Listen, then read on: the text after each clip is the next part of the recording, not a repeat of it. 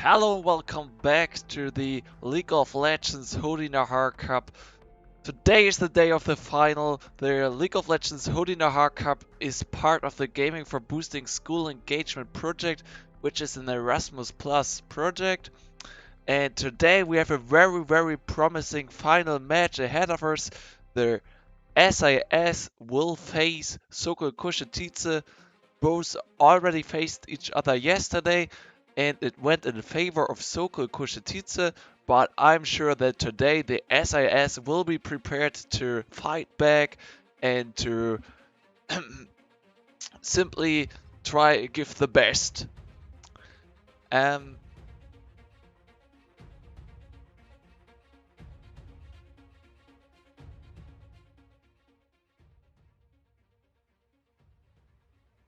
so right now we are still waiting for the last players to come into the lobby, but while we do so, I can perhaps give you a little summary what happened during our little tournament. The first game, the SAS faced the Smares, and after 33 minutes, the SAS were able to finish the game. And in our second game, Etel Payne fighted against Sokol Kushetice, and in this game, Etel Payne needed to surrender after 15 minutes. In our third game, SIS played against Sokol Kushetice with went in their favor of Sokol Kushetice, and in our fourth game, the SAS played against the Smaras, and again the SAS were able to win this game.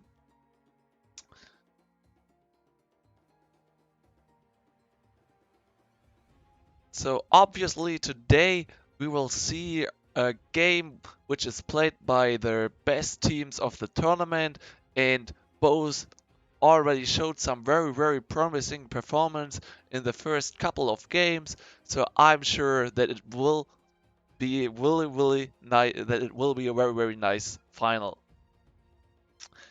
So I will be back with their picks and bans. So see you in just a couple of seconds.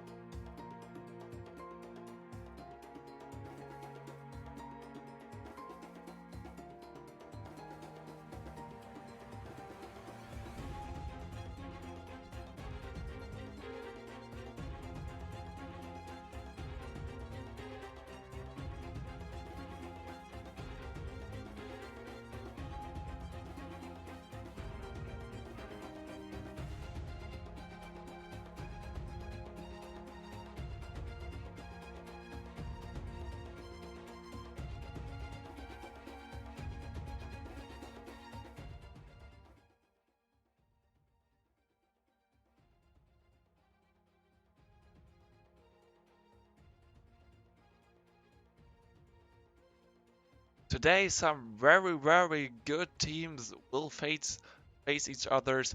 Soka Kushititsa with their young mid laner Archangel, who is really able to show some elite gameplay, while the SIS have a very strong team play. So I'm really hyped to see what these teams are capable of, and I'm sure that we will see some very good gameplay. And please stay hyped. We'll jump into the game in just a couple of minutes. Right now, we're just facing some technical issues, but I'm sure that we will back in just a couple of minutes.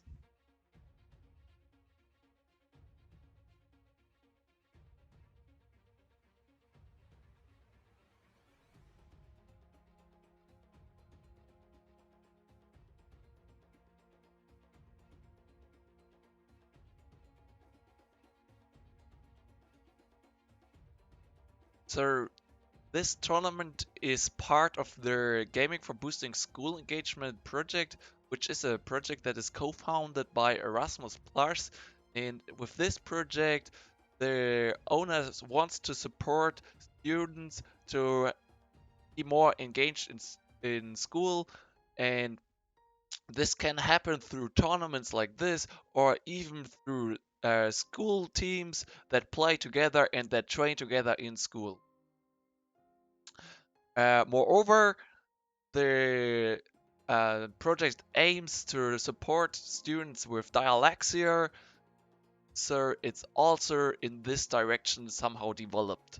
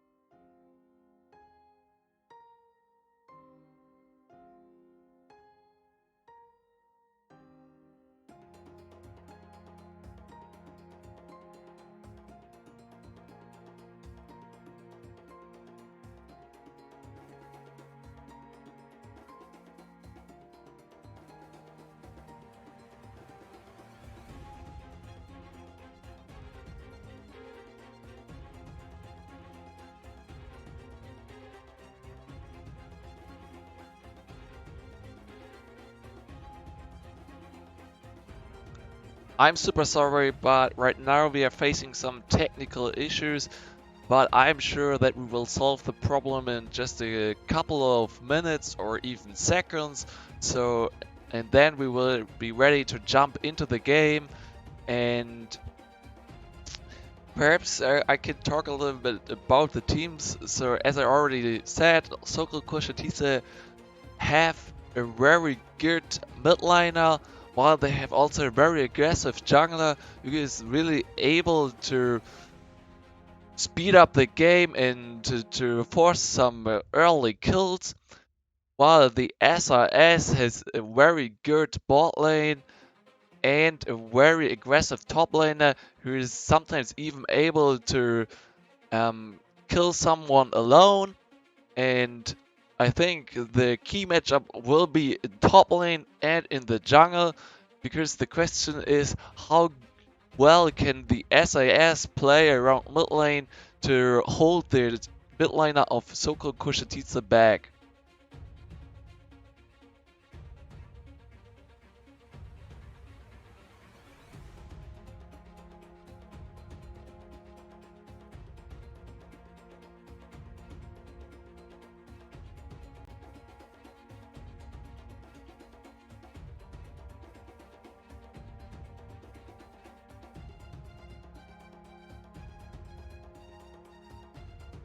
So now it looks like that all players are ready to jump into their pick and banning phase, and also we are ready to jump into it, and we will start with the game in just a couple of seconds.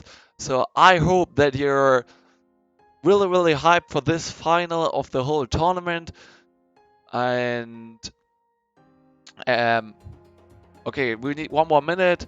I'm sorry for that, but I guess it's no problem, since we already waited for now 15 minutes to jump into the picks and bans. So this final that is ahead of us is very promising, since both teams already met yesterday and they showed a really stunning performance in the game, and the game was really full of really close fights. So I'm sure that today we will also see a very close game with a lot of fights and a lot of stuff going on.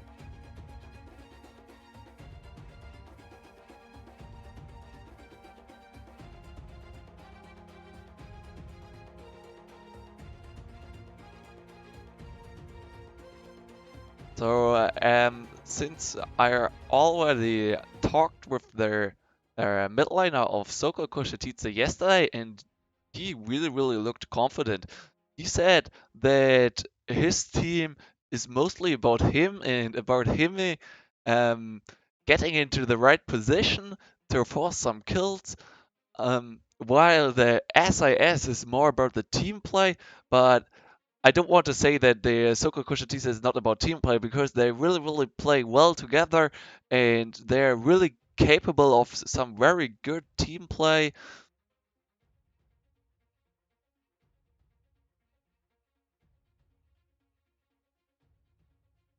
Okay, I just got a message that are in more or less 2 minutes we are ready to jump into the game, but I hope that so.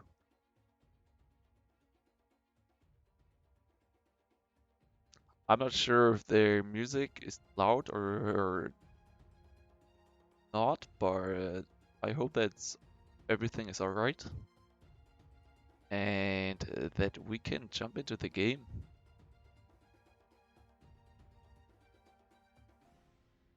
Wow.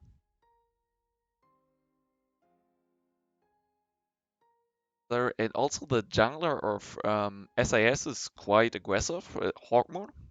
He is one of the more aggressive jungler in the tournament. And yesterday guess he showed his Sejuani, and he really looked great on it. Even he didn't get so many kills, but he was really able to have some impact. And for me, this is really necessary for a jungler, like that you can put some pressure onto the lanes. And yeah, well played by him. And I guess also the mid lane of SAS is quite good. he's really kind of the captain of the team. He's really talking a lot, and in the team play, as all players always mention, it's really important to talk a lot.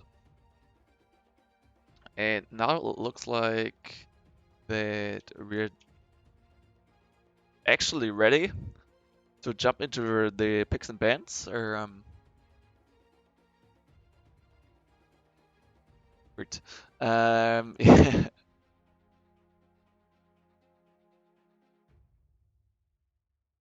Oh. Um.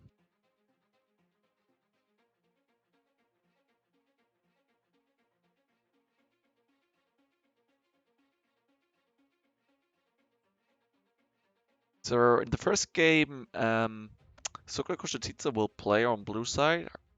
I'm not really sure if this is an advantage or a disadvantage, but I guess it's an advantage since you have the first and the last pick. While SAS will play on the red side. Yeah, and now we're jumping into pick and bans. Here we are. Um, I talked with several members of SIS, and all of them told me that it's really impossible to ban out the mid laner of Soko Koshititsa. And as first ban, we see the Mordekaiser, and I guess they really fear the Mordekaiser of Iron Tube Master since he showed some stunning performance with him. And on the other side, we see again the Urgot Band. I think it was quite clear that they will ban Urgot since the top line of Soko Koshititsu it's kind of a one-trick pony on Urgot. On the other hand, we have the ban of Warwick. Also pretty clear. Hartmut is a really, really good Warwick player. And Azir is banned as well on the side of SIS. And the support of SIS will definitely don't like this ban since he really love to play Morgana. And the support of Soko Koshititsu will also not like the ban of Zian since he played him in the first two games and he showed some really, really good stats with it. So Renekton is locked in for Soko Koshititsa. And yeah, I guess it's a really, really good first pick since Renekton is able to win almost every lane. But on the other hand, we have Garen, and we saw this matchup already yesterday. And I guess it went in favor of Garen slightly since he was always able to fight back and always able to um, silence the Renekton. And the Lux is locked in again. Um, I guess their support of SAS is Sauronix, and he showed yesterday that his Lux is really, really great. I think one game he almost carried alone with his Lux, and also if he hits the Q, it's really, really like tons of damage are coming out of it. On the side of Suko Kushititsu, we have the Sarat pick, the Olaf pick as well. I think Olaf is the comfort pick for Fabregas, the jungler of Soko Kushititsu, since he played Olaf a lot and he's really, really able to have some impact with him. And Sarat, I'm not sure about the Sarat of Archangel. I don't know how to pronounce that name, but of the midline of Soko Kushititsu and the Sarat is quite a good pick, I guess, since he brings a lot of poke into the game. But yeah, um, on the side of SAF we have Sire. I'm not sure if it makes too much sense in combination with Lux, but it might be a very strong lane. And Sire is one of the better marksmen right now, since the meta is quite good for her. And the next ban of Soko Koshititsu is Sejuani. While we already saw the ban of Ash on the side of SAS. And yeah, Hawkmoon also played Sejuani yesterday. So, really good ban. And Caitlyn is out as well. I'm really not sure about the ADC of Luka Kushititsa, if he can play Caitlyn well or not. But I guess it's a quite good ban. So as we can see, both teams really scouted each other. Um, and we can really look forward to the match since both teams had in the first several games a really clear strategy, and so we will see some elite League of Legends here.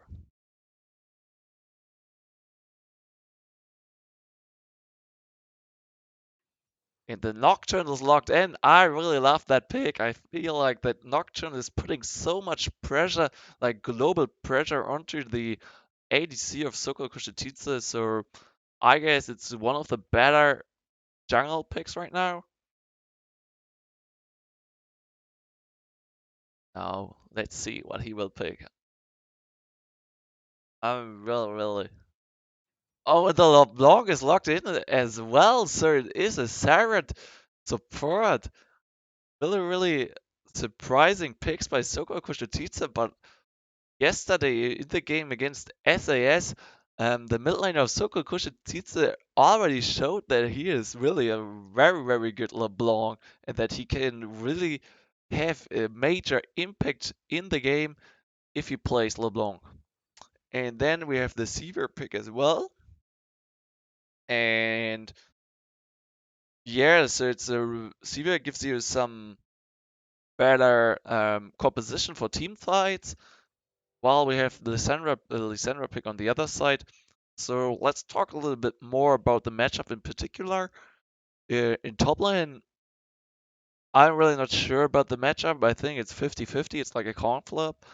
But after the game yesterday, I guess that they will go in favor of Garen,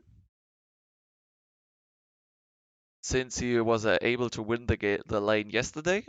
In jungle, we have Olaf against Nocturne, and I think the Olaf pick is better right now, since he's really able to, even if you're behind, he's really able to take out some carries. While the Nocturne, of course, he has his ultimate, which is a very good spell, and also he can really put a lot of pressure onto the carries of Soko Koshititsa, but you really need to be ahead to have some impact with Nocturne. In mid lane, it's Lysandra against LeBlanc. Always feel like that LeBlanc is really about how well you're able um, to come into the game. Since if you're not able to have enough, like you really need 2 or 3 items to have some impact. While Lysandra, with all her CC, is able to have an impact even in the early levels. Um, the bot lane, so we have Lux and Sire against Seaver and Sarah. I'm not sure about Sarah and Seaver, since Seaver is one of the ADCs that is more passive in lane, and she really needs some items to be useful. While Sarah, okay, of course he has his poke and he can really annoy you a lot, but yeah, actually it makes some sense, not the most, but some. And Luxire, I think in this lane might be very good, since when the Lux is able to hit the Q, the Sire has enough damage to follow up, but I guess a Caitlyn pick, for instance, would be better here. Or perhaps they also picked Sire to because she can really get out of the fight with her ultimate, and so it's when the LeBlanc is ahead and wants to one-shot the Sire, she's able to simply jump into her ultimate.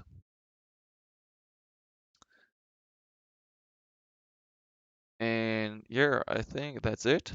Yesterday also both teams showed that they are able to play around the vision, and that's something that all good teams do. All good teams always try to set up some vision and then force some objectives.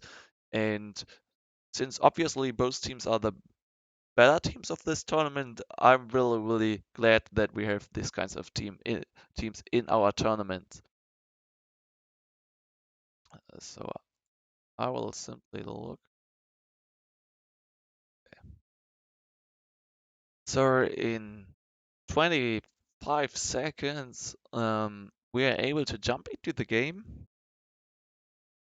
and I'm really looking forward to it.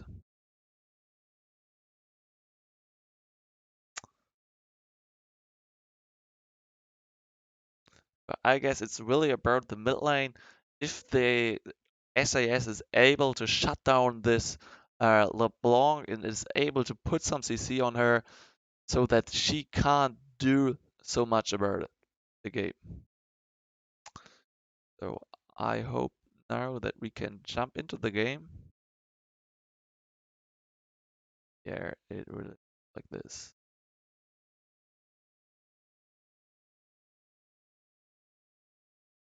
And here we go. That's the game. And we can look if they have some champion points.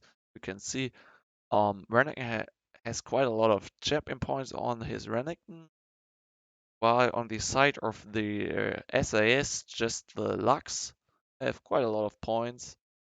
I think that's really, really a lot. And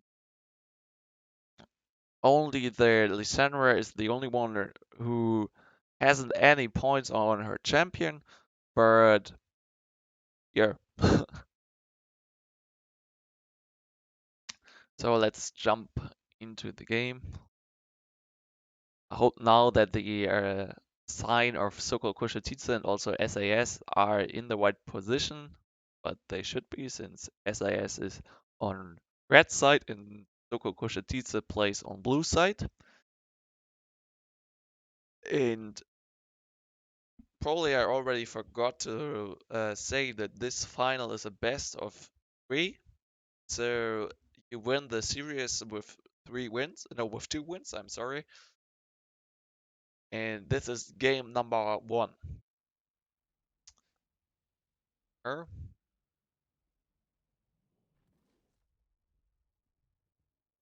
Jump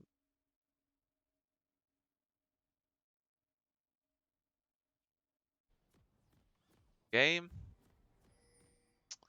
And we see the pings of SIS are coming out, and also some pings for an weight of Soko Kushititse are coming, and probably they will go to Sbash, as I already saw it quite a lot. They are always doing it, and perhaps we will see an early engage over there. Oh, now they are stepping out, and they are spotted by a ward that was placed by the Nocturne. So Olaf might start with blue buff there, um, while the Nocturne will start with red buff. Probably we will see some. Okay, no, the Olaf is also starting with the red buff. So probably we can see some top line action, like level 3 top line action on the side of Sokol Koshititsa, while the Nocturne will appear on bot lane, perhaps level 3.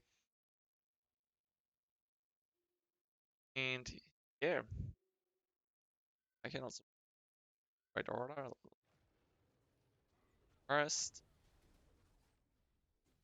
mix something up. As we can see, the bot lane of Sok giving quite a large pull for Olaf. The other side, the Garen did so as well.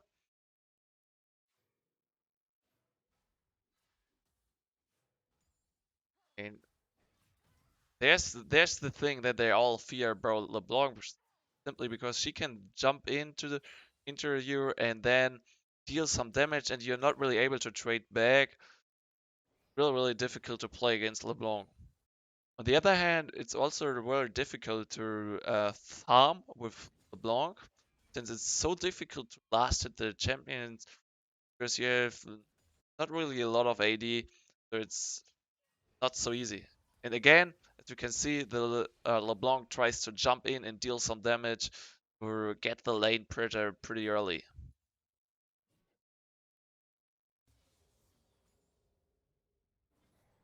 Botline, we can see there's already a little CS advantage for the Sire, but I think it does not really matter because we are so early in the game.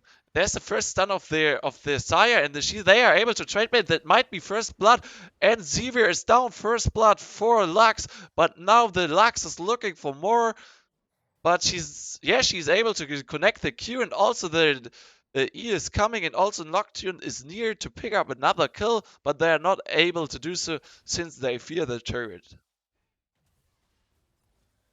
And also now the LeBlanc tries to deal some damage. The Olaf is there. But are they able to pick up another kill? No, they are not. With the flash, the Lissandra gets away pretty easy. You can see that now Renekton is dealing a lot of damage, and Etude Master needed his flash to get away from this Renekton. Etude Master showed in the last couple of games really some stunning performance. I was really impressed by his Garen and also by his I think he played Mundo, and so very, very well played by him. Now the Renekton is looking for more, but there's the silence of Garen. But is this enough?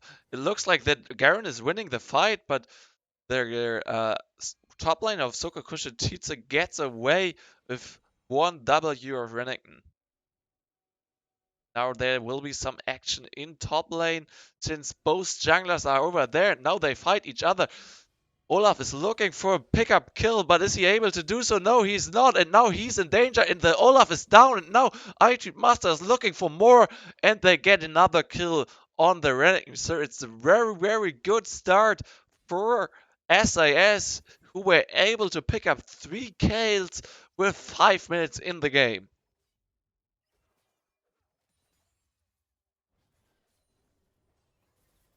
As we can see, the push pressure on bot lane is in favor of SAS, while we see another trade on top lane. The TP of Renekton was really a mistake, and now IG Mista is looking for another kill, but he's not able to shut him down, so they stay as they are. Now there might be one fight in the river. The jungler of SAS is looking for another kill on the Olaf, and they will get it. And now they are looking for another kill on the LeBlanc. Will they get the kill? They are able to proc the Persive while we see another kill, but it's on top lane, and it is for the Renekton, who were able to kill the Garen under the turret. And now the jungler of SAS is looking for more kills in bot lane, but the Serad is able to hit his stun and so that his ADC can get away easy. Now Renekton is looking for more on top lane, but is he able to trade? Might should be very careful since Garen is also able to deal a lot of damage, but he is without any ultimate and without flash right now. And now Renekton is looking for more, but these are super close fights, and Etude Master is able to pick up the kill.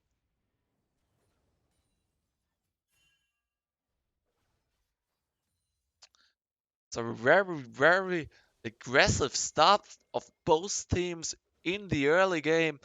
But as we can see now, the SIS is already 2k ahead of the Sokokushititsa. And I think especially in top lane, there should be some gold advantage for the Garen. Yes, we can see it's already 800, but now the LeBlanc is looking for a kill on Hartmut, and he is able to pick up the kill on the jungler of SAS.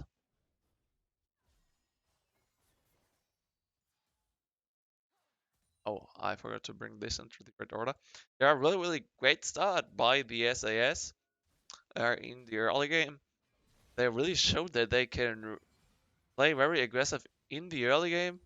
And on top lane, I'm always impressed how brave Eintude Masters is. He always goes back to the fight with just like I don't know 300 or 400 lives. So he should be very careful.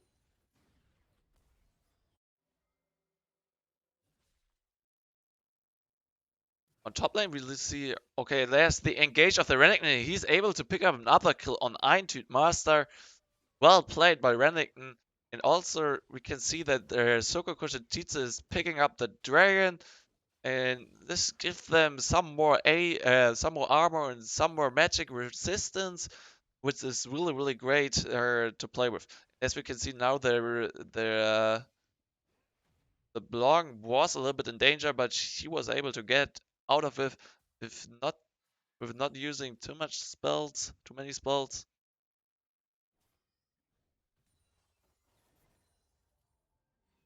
Right now, it really looks effortless for the SAS since they were able to pick up some early kills, and this is something that we didn't see last game, and now we can see the ultimate of Sarah is picking up another kill on the Saya. Now slightly the Soko Kushititsu is coming back into the game. Really well played, and we can see that LeBlanc is really active also on the sidelines. She's trying to give her team a lead.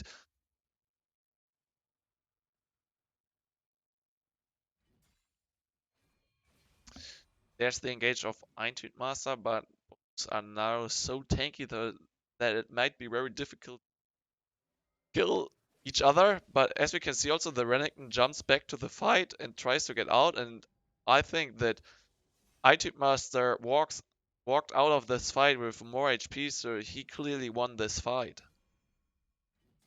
Here we can see what is so annoying about Garen if you play against him. It's so annoying that he has always the silence, and the blue buff of the blue side is traded to the LeBlanc. It gives her some advantage since she has a better mana regeneration.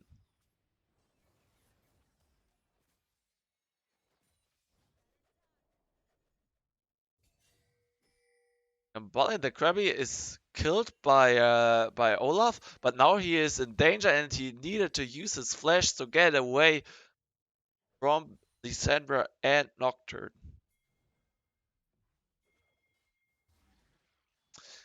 We can see now the SIS are trying to force some objectives. They are trying to pick up their Herald, what is really, really good, especially in this early minutes. But now the Soko Koshitisa wants to fight back. Also, the LeBlanc will join soon the fight. The LeBlanc is able to pick up a kill on Nocturne, and also Lysandra is falling. And now Eintüt Master is in danger and needs to disengage. Really, really well played by Soko Kushititze. And now the Lysandra is looking for more, but is Eintüt Master able to fight back? And also the Lux is dead since the Seraph was able to kill her with his ultimate. Now Eintüt Master is in danger there. Yeah, he might go down, but Renekton needed to use his flash to kill him.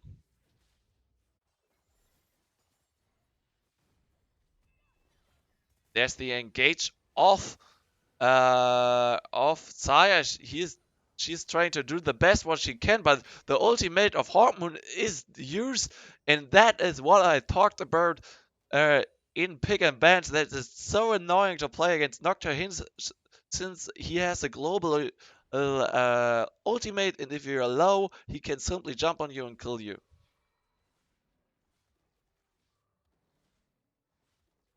Um,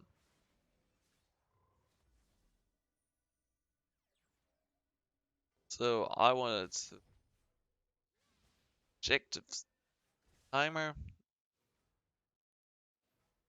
As we can see, the dragon will be up in just 1 minute, so both teams might look for another dragon.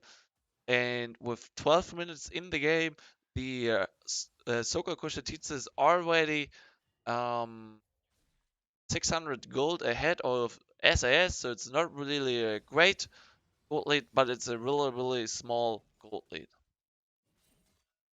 You can see there are just the fights in top lane, but nothing is really happening since both are very, very tanky. As we can see now, Hawkmoon is in danger, and the Renekton is looking for some CC. Put some CC, and there's Archangel, the mid lane of Soko Kustitichi, and they are picking up another kill on Nocturne.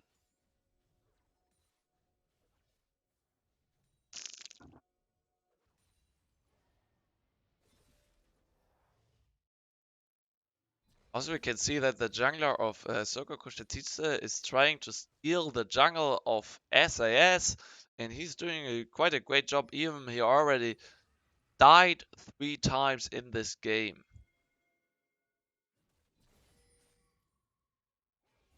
There's the engage of Eintüt Master, and he's doing his best, but is it enough to kill Renekton? And also, the jungle of Soko Kosaticha is there, so it's really not fair, but nobody cares. And now they are looking for a kill on Eintüt Master. Are they able to pick up the kill? I think so, yeah. And Eintüt Master is not able to use his ulti, but he's able to get the return kill just with the help of the turret. And now they're looking for a kill on the LeBlanc, but LeBlanc gets away with her W.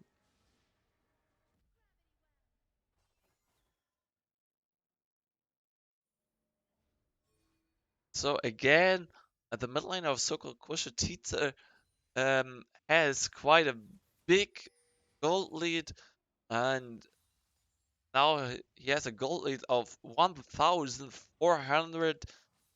What is quite a lot for this early, since we are not for this early game. I'm sorry, I'm mixing up my own sentences. So both teams might now look to force their dragon.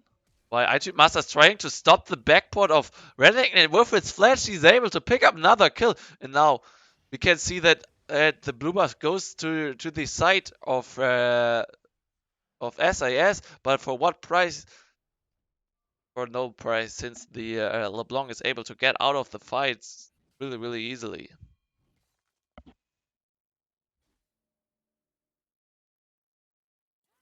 Now the Lysandra is in danger.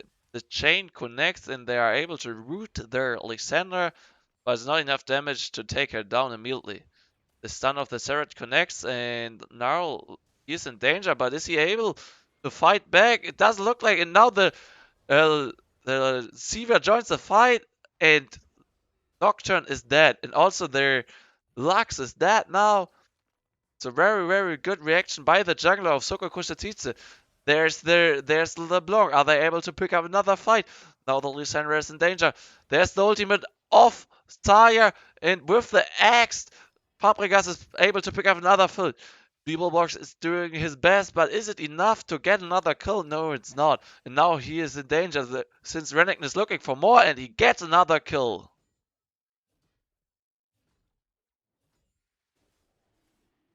So also the second dragon is shifted to Soko Koshatice. We have now a gold lead of 2,500.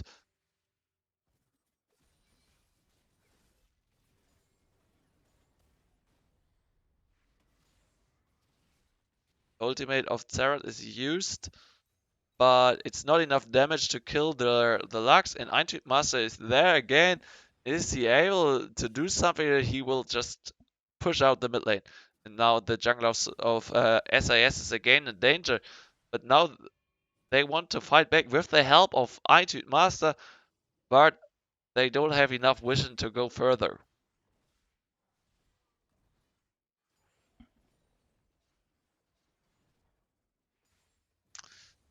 So both teams already killed one top lane, one tower, and now we can see the engage of Zerat in mid lane, but it's not enough CC to pick up another kill.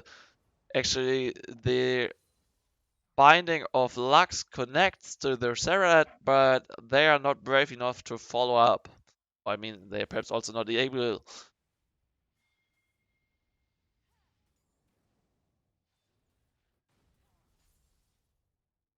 Now the Renekton is in mid lane and will try to force. I don't know if the Sandra knows what will happen.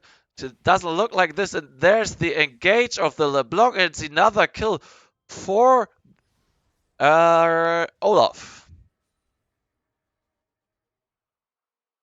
Oh, now, and as we can see, IT Master is in danger, but will he fall?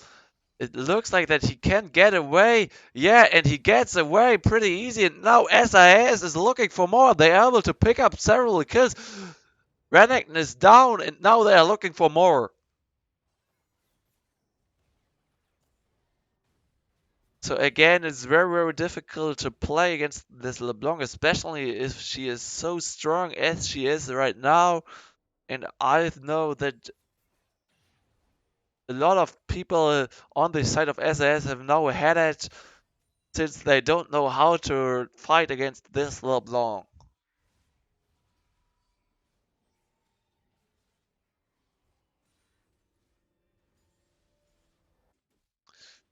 So Olaf is picking up their Herald. And there's the engage of the LeBlanc, and that was what I was talking about. Their the Saya is able to get out of the fight simply with her ultimate. I don't know what this ultimate of Nocturne was. Quite an interesting ultimate there. But I guess it was just a misclick.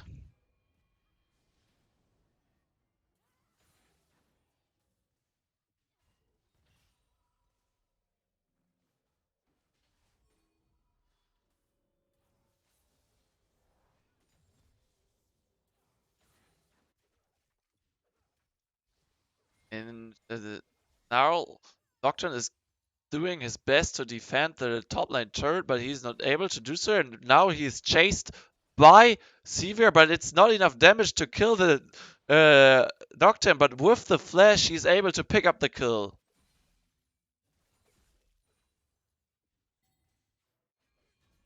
There's the gauge of SIS on the Renekton.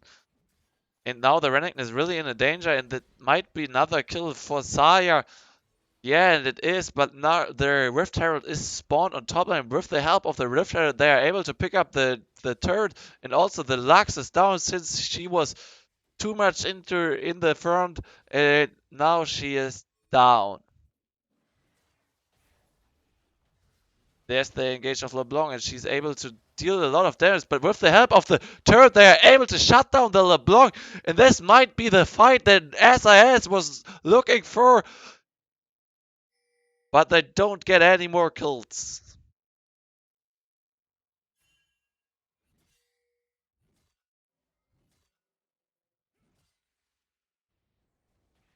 Really, really well played by Lysandra since she was able to stun the LeBlanc under the turret, and then they were really able to deal enough damage to kill the LeBlanc.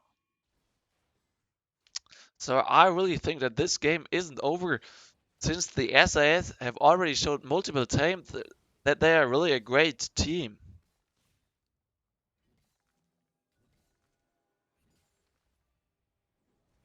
And as we can see, it's their Sarah is looking for some poke. But this ultimate was really interesting since she just used one shot. And Ancient Master is a little bit too aggressive there. But now with the binding, the Lux is able to deal a lot of damage. And SIS are looking for some kills over there. There, Sokokusa Titsa needs to disengage. Ancient Master is looking for more. But he don't get any other kill. And this might be the dragon for SIS since they were able to fight back. And that's the engage of the LeBlanc, but she isn't able to connect anything on the Garen. Well played by Iron Master, and that's the dragon for SAS. Well played by Lux over there. She hits the double binding or the double cage, and then we're able to kill it. And now they don't know what to do. They don't know how to deal with this LeBlanc. She has really a lot of damage. The chain connects on Garen. Now is she able to get another kill? But now she's in danger since Lysandra is there as well. With the ultimate at off Lysandra, they are able to deal a lot of damage. But Olaf is there as well. And now the Lysandra is looking for more, but LeBlanc do so as well. And also the flash of of Olaf is used and they kill another kill for the LeBlanc, but now Beeblebox is there and he tries his best to deal a lot of damage onto the Garen, but also LeBlanc is there to pick up another kill. Eintyp Master will probably fall as well, and this is a disaster for SAS since so many of them are falling and they don't get any return kill. The chain hits and Eintyp Master is in danger now, and that might be another kill for the LeBlanc. What the hell are they doing? Okay, they were just waiting to get back all the abilities and wait until the cooldown is over. Now we can see that the pings. So the first fight looked so great for SAS, but then they were not able to disengage, and the LeBlanc was able to pick up several kills. So probably a bad decision by SAS. And there's the engage of the Lux, but it's so annoying to play against her since she can always jump around and always jump back. So it's really, really difficult for the Lux to hit some CC.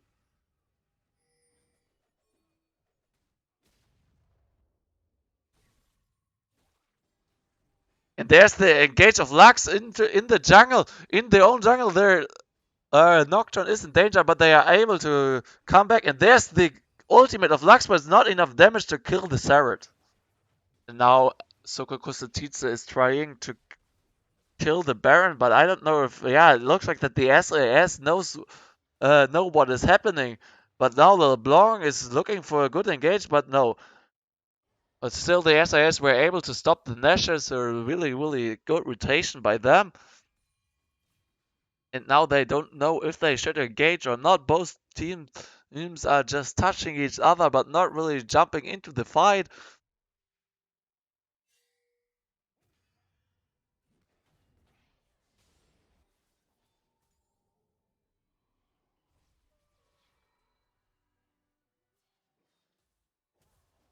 And yeah, as we can see, the Lysandra is trying to get some money in the jungle.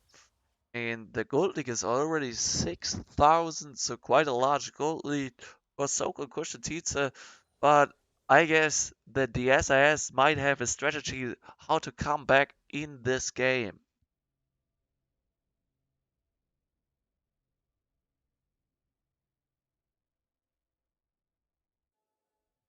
As you can see, the vision around the dragon is cleared by Lux, so they are doing really a great job with the vision, while the SIS is trying to get the vision around while Soko Kusatitsa is trying to get the vision priority in around the Nashor.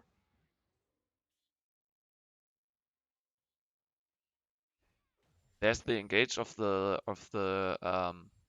LeBlanc, but she's not able to find a good engage.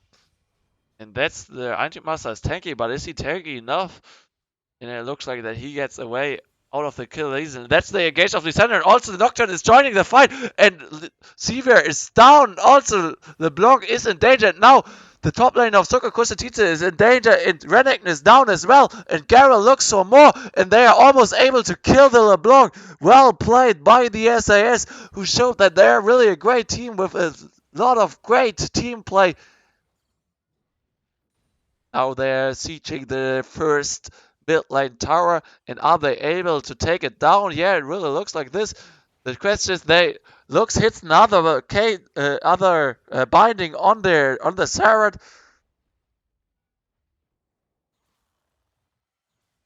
So well played by SIS in this fight. I'm really surprised that they are able to do so well in the fight, but now Hawkmoon is in danger. The LeBlanc once more. That's the it's an easy kill for LeBlanc. And now also the bot lane of SIS is in danger. I really feel like that they are doing some stupid mistakes over there after they fight it so good in the first fight. Now they are going out of the fight with a disadvantage. So surprisingly, the SIS are always winning the first fight, but I don't know why they're not able to then simply get out of the fight, reset, and take another good fight. And now the Lysandra might be in danger over there since the whole team of Kusoko Kushititsu is looking for an engage on her. But she gets away quite easy since she simply roots their Renekton and then gets away. Now Soko Kushititsu is trying to force the Nasher, but I don't know if their SIS knows. No, they don't have any vision over there, but uh, um, this Nasher is melting quite fast with the help of Sira, but now they are disengaging. They are not brave enough to continue with the Nasher, and SIS has the priority again.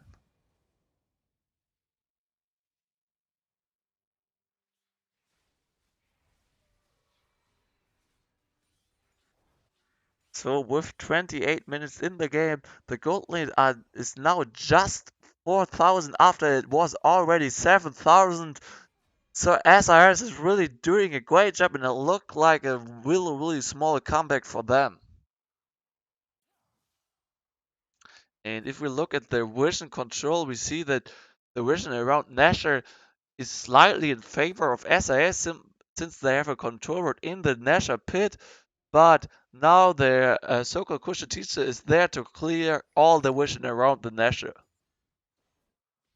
Oh, okay. I thought that the ward with the controller they don't see their other ward, but they saw it. Now we can see that the LeBlanc is always looking for an engage, but Ancient Master is there to protect his team. He is doing really a great job. In bot lane, we see that Saya is trying to destroy the tower, but the damage of this is Sivir is really a lot. But now Saya is in danger since the LeBlanc is looking for an engage on her. And we can see the ward is spotted, but now this she's in a very bad position there. The flash is coming, and Lysandra is there to follow up with the ultimate. They stunned the Lysandra, and with the ultimate of Lux, they are dealing a lot of damage, but it's not enough to kill all to kill the LeBlanc. But the Nocturne is forcing the wrong LeBlanc. Really unlucky for SIS over there. So during this fight, Renekton was able to take down another top lane turret, and now the inhibitor is without any turret in the top lane. So unlucky for SIS over there. They are the underdogs, but still also the luck is not on their side. Since the Nocturne clicked on the wrong LeBlanc and picked up the wrong.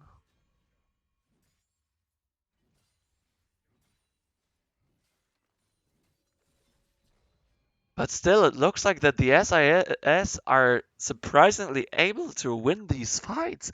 And still, the LeBlanc is really scary, but they are always able to put some CC on her, especially Sandra is doing a great job with her ultimate. And then with the follow-up of the locks, and that's an easy catch for Soko Kushititsu, and they are able to pick up another kill. Well played by a Seaver who were there to pick up the kill.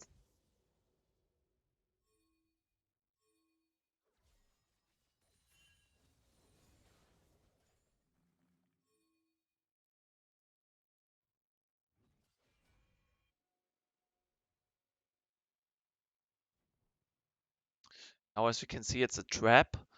They're trying to, but now they're going for the Nasher. I don't know if the SIS really knows what is happening.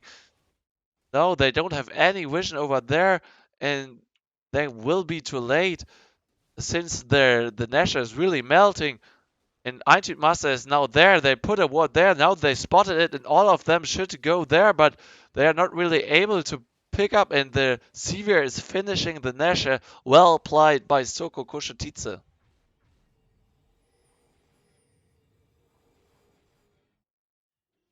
So now, as you can see, Soko Kushititsu has now a gold lead of 6,000.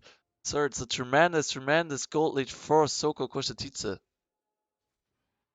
Now, but the vision around the dragon is in favor of SIS, and they should pick this dragon up quite easy. Yeah, they do so.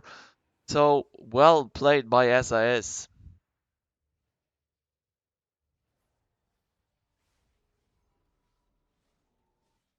As we can see, the Renekton is trying to flank SIS, but now he's stepping back and wants to simply push in the mid lane. And I don't know if the SIS can rotate fast enough to protect their turret. There's the engage of the LeBlanc, but it's not enough damage. And there's another engage, and the Sandra is almost dead. Now she needs to dash, and she dodged all the. Oh, but with the last shot of the ultimate Sandra, kills their Lissandra. And now that's SIS is really not in the best shape. Altitude Master is looking for more, but is he able to pick up the kill? Oh, no, he is not. And now LeBlanc is looking for more. They want to kill all of them. It's almost the ace. Yeah, they just Hartmut is alive, but will he be able to protect his base? It doesn't look like it, since he has not a lot of wave clear. And that's GG. Well played by Soko Kusatita, who are able to pick up the first game of the series, and it's 1-0 for Soko Kusatita. Really, really well played by Soko Kusatita, especially in their mid game. They showed that they're really capable of some very, very good plays. And we will be back with another game in just a couple of minutes.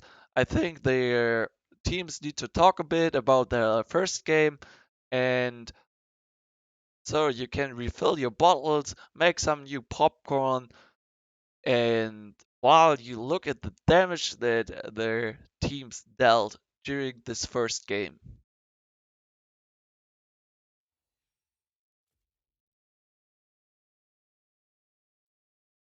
Look at it, as we can see, the LeBlanc really, really dealt a lot of damage and will look crazy. So I will just inform the teams and be right back in 10 minutes.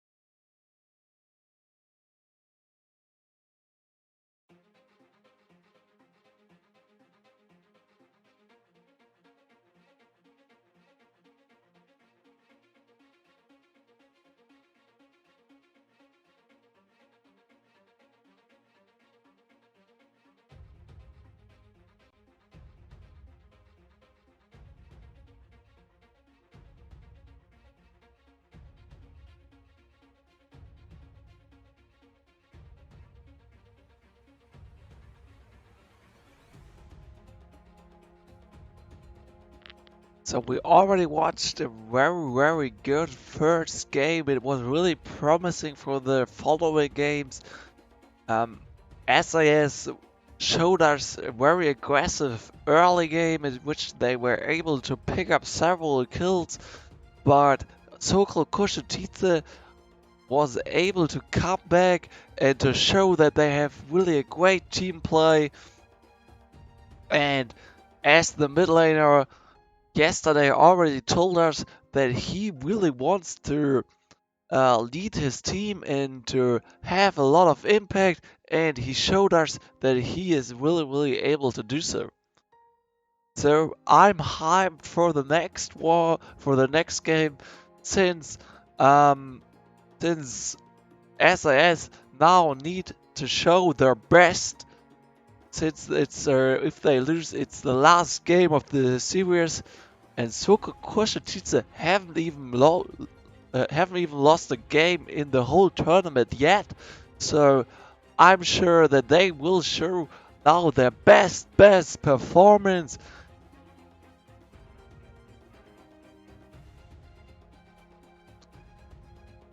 So I'm not sure, like in the lobby, um, might be able to start the next game in just a couple of seconds. So please be hyped for the last, or perhaps the last game. Uh, yo. Um,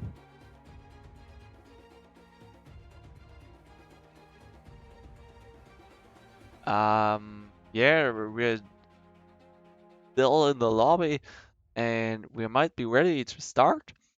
Um, I think for the last game, the problem of SAS was again that the LeBlanc was so good in the game that she was able to eliminate the carries of SAS with just a like really some seconds, and they had not enough CC or safe CC to protect the carries.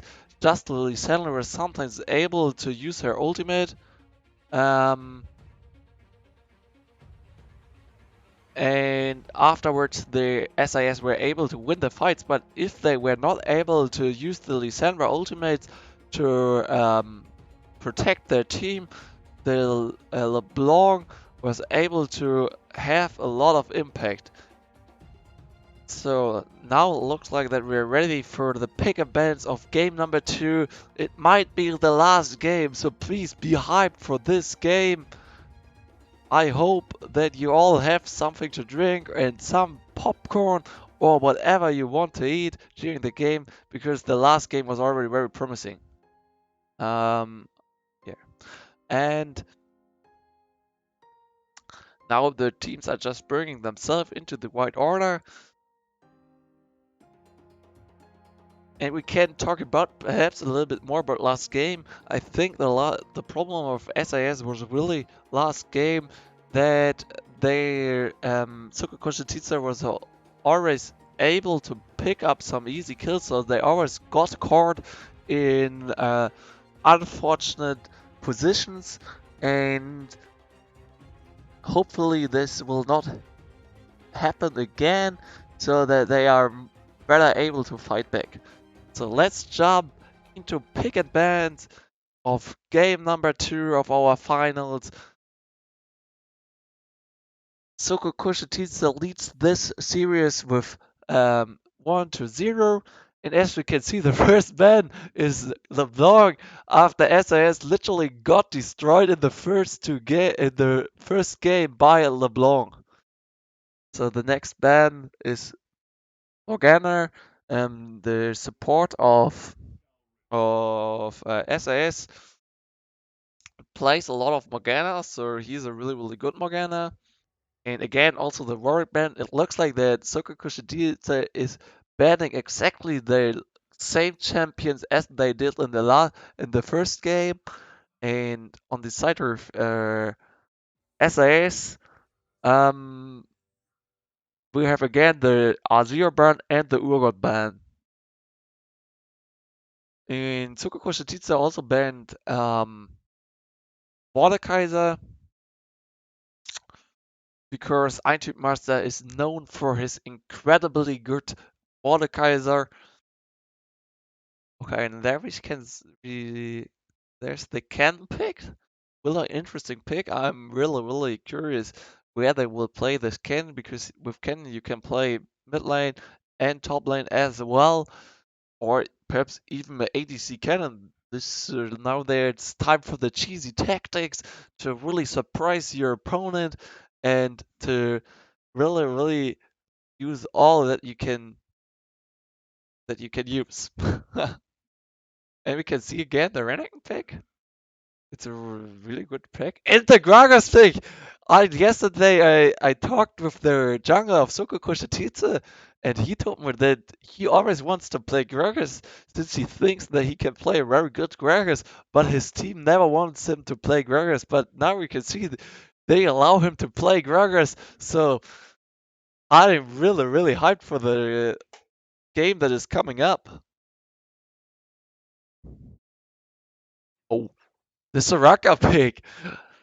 I don't know. I don't really like playing with Soraka. Perhaps it's because I'm too stupid to play with her. But Soraka is a champion that can really help your team. But I always feel like that Soraka, really need to have a good positioning. But I'm sure that there is support of SIS can really have a good positioning. He's really good.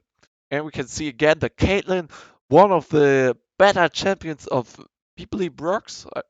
And he, I think in the very first game he played Caitlyn and he showed a tremendous performance. On the other hand, we have the Nautilus. Nautilus is a champion that brings you a lot of CC and also some very good engage. But if you fall behind with Nautilus, it's very difficult for him to have some impacts since he gets melted down pretty first. There's the Orianna ban. Orianna is really a champion that gives you a good opportunity for a team fight since her ultimate is really useful in team fights, and I guess that the Sokokoshititsu simply fears the team fight composition of SAS. So the next one is Ash again, and Ash against Caitlyn might be go in favor of Ash, so good ban by SAS.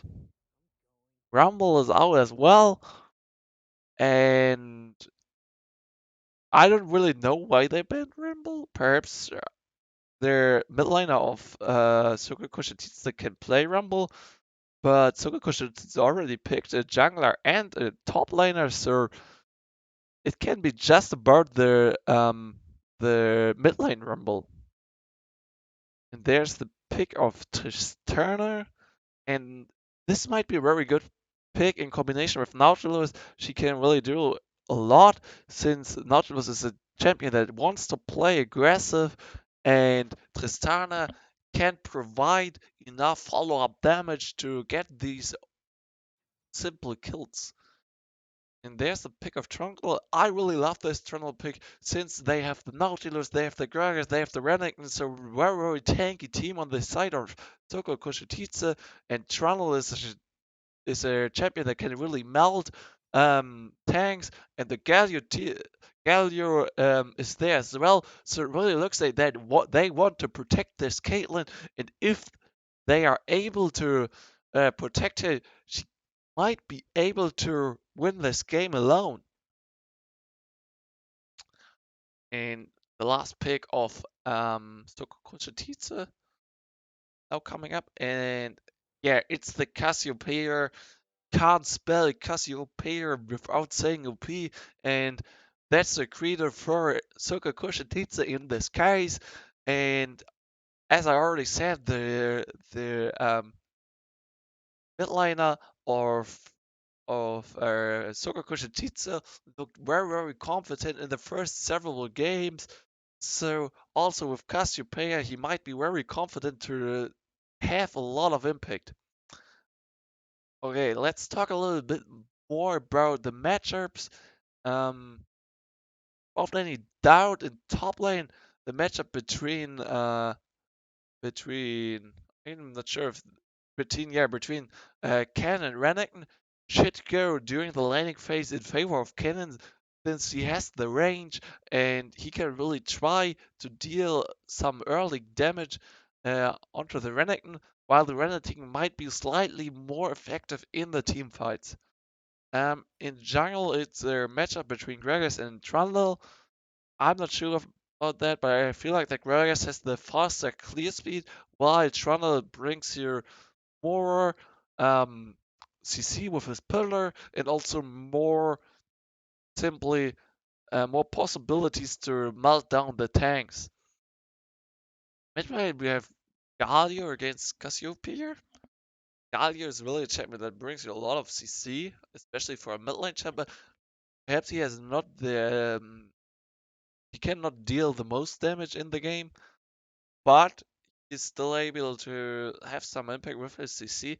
And I don't see any problems on the side of SIS with damage since they have a cannon and a Caitlyn who are really capable of dealing a lot of damage.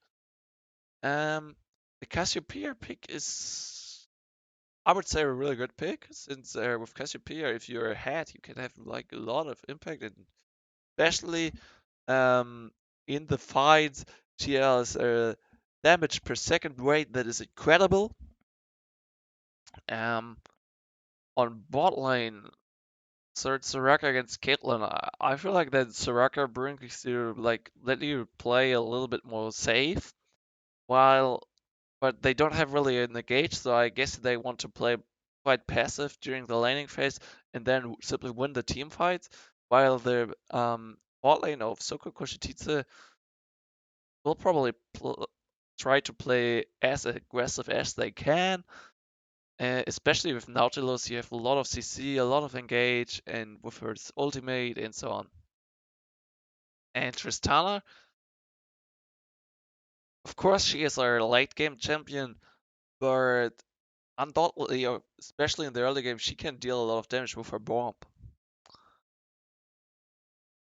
So in just 50 seconds, we will start with the game.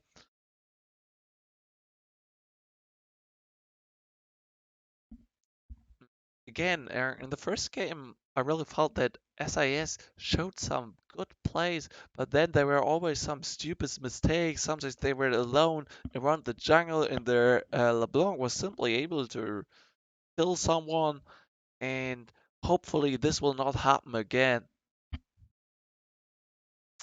But while on the other side, the jungler of Sokokushidutsu is really doing a great job. He's always trying to put some aggression on the lanes, and he's really able to force some early kills for his team.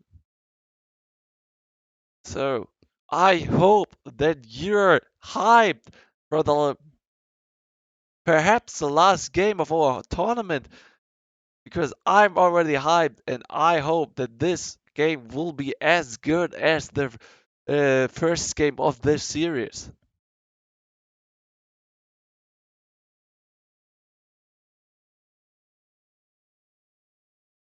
So here we go. Welcome to the league. Um, yeah, we have the SIS on the blue side. I put it here by accident the wrong number. Of course, the SIS is not leading this series 1-0. It's Sokol Koshititsa that is leading the series with 1-0. So I just will fix this pretty first, and you can also see if there you have any champion points on the champion, and we can see our their SIS have 3 level 7 champions, while again the Renekton has a lot of points on Renekton, and so hopefully it's not our first time trying for Hawkman.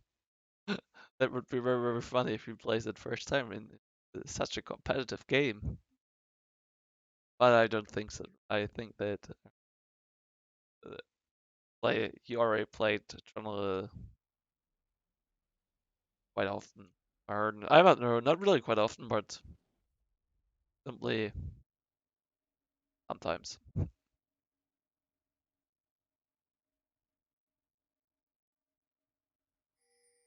And as we can see, there Sokoku Shititsu is again pinging the red buff.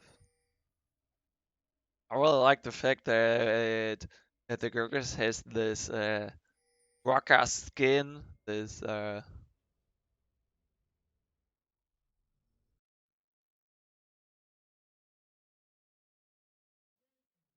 can see there are Sokoku Shititsu is going together to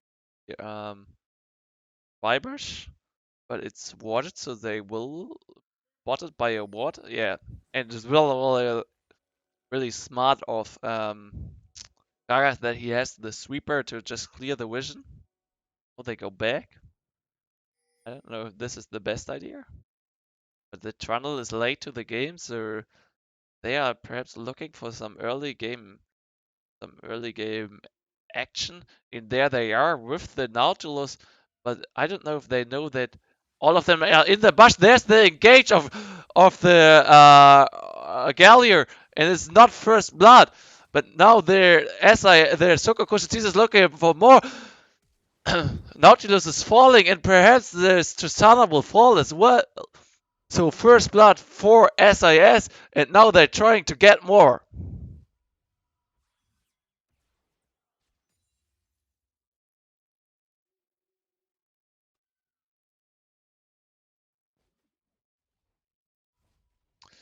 Well played by SIS. They knew that they will come there, and they waited in the bush until they were able to pick up a kill. And now Sokokushi is really in a bad situation right now. Also, the Tristana doesn't look like that she's in the best shape, so it might be very difficult early minutes for her. And I guess the Trundle got the kill? Right, yeah, the Trundle got the kill. So also uh, easier start for him.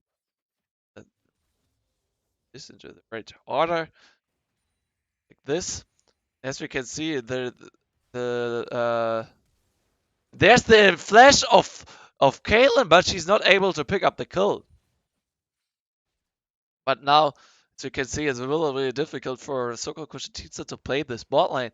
But we can see that their Trundle is jungling into the direction of the top lane, and he might look for an early gank on top lane. The real slow game. There's the engage of SIS, but again the Tristana is not dying, and now Gragas is also coming to the bot lane. Well, we see some early trades in the top lane, but Gragas is not able to find any engage. And there's their Trundle on the top lane. Now they want more. They try to take down the Renekton. Are they able? Yeah, they are. Iron Master with another kill for SIS. So really good start by SIS in the second game.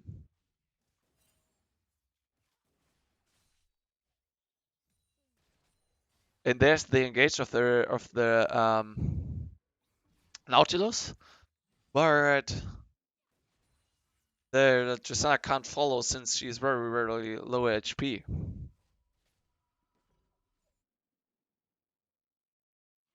can see they're trying to find any engage on the Cassiopeia, but they're not really able. And the hook doesn't connect, so the bot lane of SIS is safe. And there's another engage of Cannon. And as I already said, it's really annoying to play against Cannon since he can deal a lot of damage from a distance, so we're not really able to fight back. Now we can see that the Cassiopeia is out of mana, so she really needs to reset and go back. There's the engage of Renekton, but is he able to deal a lot of damage? Yeah, he is, and he slays the Cannon. Well played by the top lane of Soka Kushatitze, who really showed some impressive performance in the first several games, and also in this case, he was there to pick up another kill. Actually, it was the first kill for Soka Kushatitze. Now we can see that SAS is grouping around the dragon and tries to force the first ring. There's the hook of Nautilus, and now this Caitlyn is in danger, and the Tristana is trying to deal as much damage as she can, but it's not enough to take down this Caitlyn. And we can see the first dragon goes to SAS.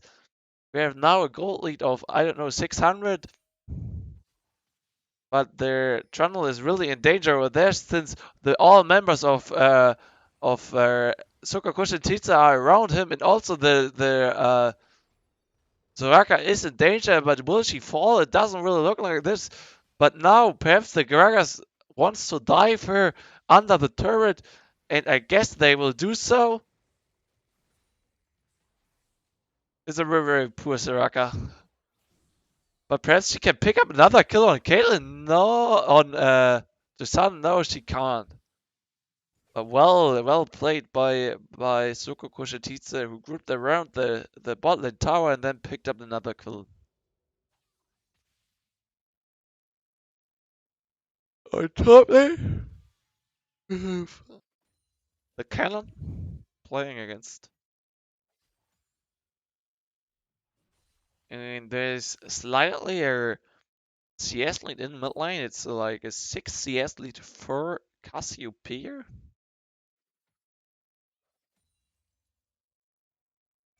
The Trundle and the Galio are looking to do their the Herald. I don't know. You know. I'm sorry.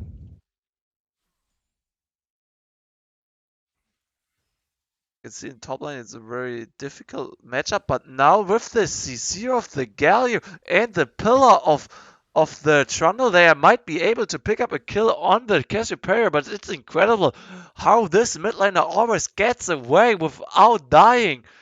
Well played by the mid laner of Soko Koshititsu.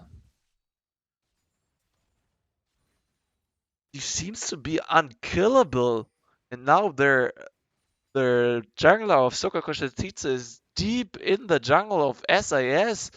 And they might look for an engage on bot lane. He was spotted by a ward of Soko Koshititsu of SIS. There's the ultimate of Galio, and they are picking up another kill. Good reaction by the mid laner of SIS, who now forced the third kill for them. There's another engage on top lane, but the cannon is already his ultimate in the Renek needs to walk out of the fight.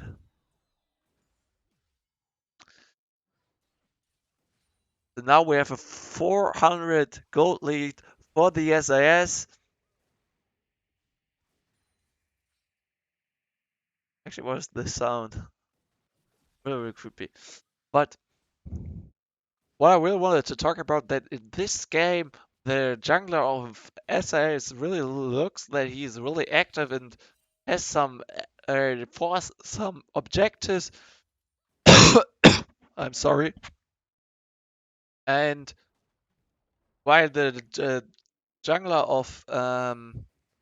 of Soka Kusutitsu can't play with the pace he played in the first game. There's the flash of the Renekton.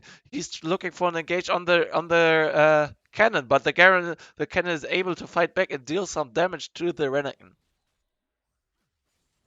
As I already said, IT Master is also known as the German top lane god, but in this case, it really looks that he has some problems to fight against the Renekton. Bot lane, we see some tradings, and they are all won by the SAS.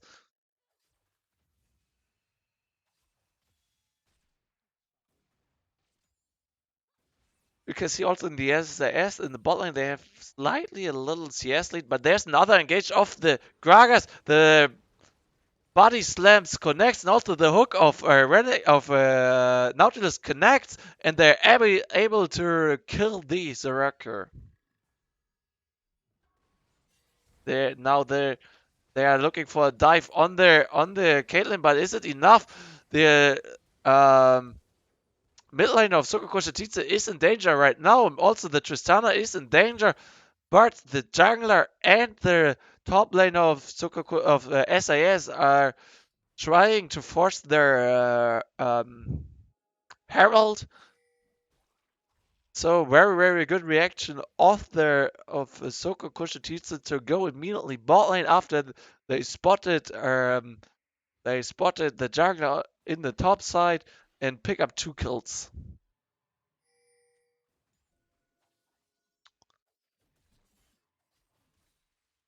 Or now the cannon is a little bit in danger perhaps, but they are trying to deal a lot of damage. So these are really early trades, and we can see there's another engaged in top lane, but are they able to pick up another kill on the Cassiopeia? And that's the shutdown with the flash, and also Galliers there to pick up another kill. Well played by SAS. While we see some trades in the top lane, Ken is trying to fight back, and the Rift Herald is spawned in mid lane, and now they are trying to get some plays there. I don't think that they can take down the turret, but at least they can deal a lot of damage. And also their Nautilus is now in a bad situation, but there's some follow-up damage with the Tristana who jumps into the game, and also the Gallier is dealing a lot of damage there, and what is his name? But it does not matter. Tristana jumps back. The cannon jumps in with his ultimate. All members of Soko Kusatitsa are dying. It's a fiesta. I don't know what to say. There's not much to say about this fight. But 2 members of SIS are down, while 2 members of Soko Kusatitsa are dead as well. But now the Cassiopeia is looking for more, and she kills the Eintooth Master. Well played by Cassiopeia.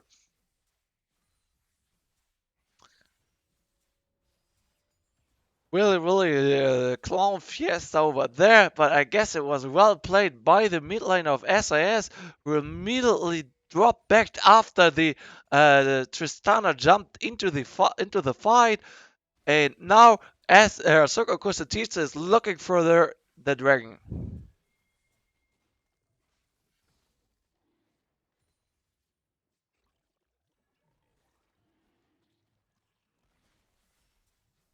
You can see their Cassiopeia is doing a lot of damage. That's the engage of gallery. They are dealing a lot of damage. Caitlyn is there to deal more damage, and there's a 2-for-nothing trade in favor of SIS. Well played by the SAS, and again they are able to pick some kills and always able to show some good team fights there. Especially the mid lane of SIS shows that Gallier is a great champion to engage. And now this Caitlyn might be in a difficult situation, but is she able to trade back? It doesn't look like that. That's an easy kill for the ADC of Soko Kushititsa.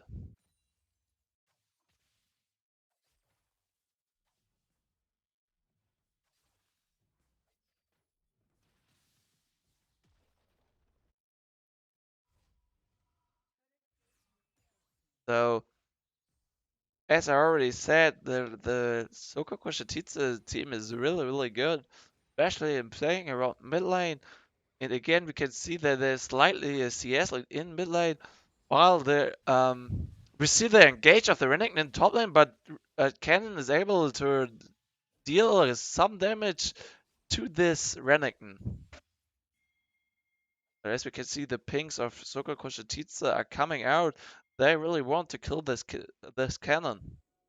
Also, mid lane Nautilus is there to force an engage on the Galio, but it's not enough. And now Renekton is trying to find an engage on the cannon with the barrel. They are able to pick up another kill on their cannon.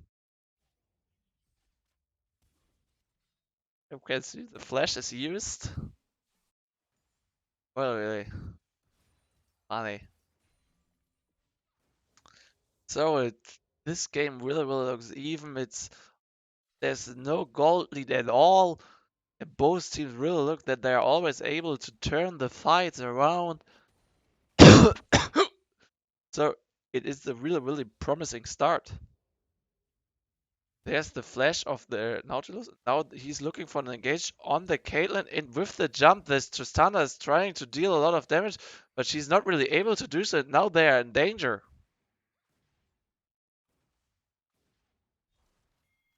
Now the ultimate of Caitlyn, but it's blocked by Nautilus, and now Nautilus looking for another engage. With the help of Cassiopeia, they might be able to pick up another kill. The flash of Raka is used, and also the TP of the Galio. And now they're trying to find another engage on the Tristana, but she gets away with her jump.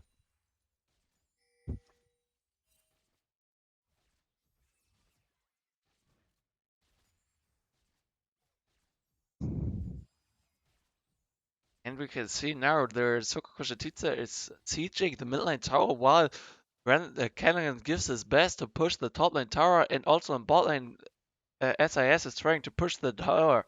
But in mid lane the tower is almost down now. There might be an engage with the help of Trundle, but they don't want to follow. So now Renekton is going to the top lane, but I don't know if he is fast enough to defend his tower. Yeah, it really looks like this, since Einjeet Master doesn't deal enough damage to take down this turret.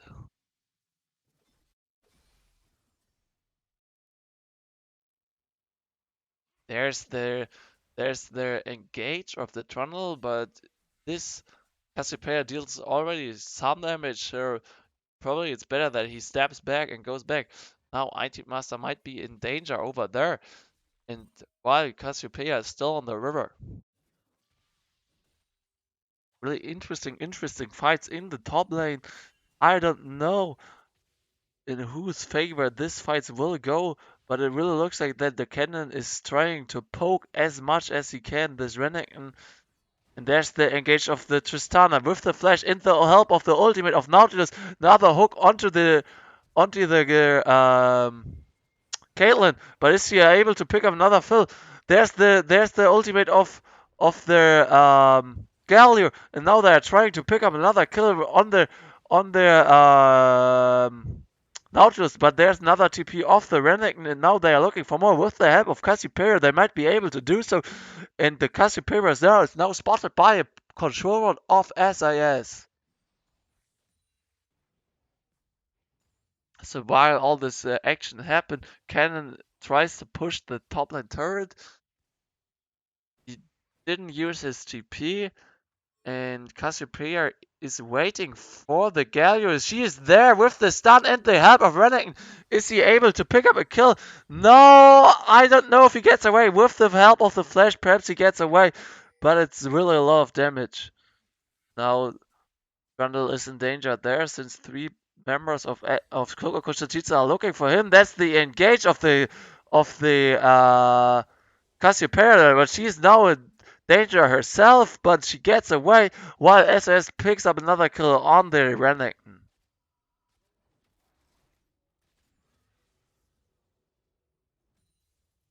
This game really looks good for the SIS.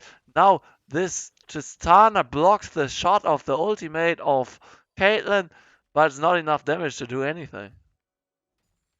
So while we were talking over here, Cannon picked up their first turret, which provides some extra gold for him. So well played by the SAS. Also, the next strike will go to SAS. I'm pretty sure about it. So now, with this 1k lead and 3 dragons, are they able to pick up this win and tie the series? Oh, I'm curious if this Caitlyn knows about the Tristana, but it really looks like this. You can see our Trundle has some problems to push out the mid lane because their Cassiopeia is always able to deal some damage, but now with the help of the ultimate of Nautilus, they're trying to dive the Caitlyn, but it's really unfortunate, And now this Caitlyn is looking for more, but she is doesn't want to go further.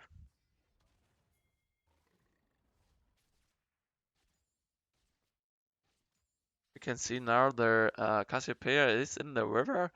Also on top lane, we can see that the Renekton is trying to push the top lane tower.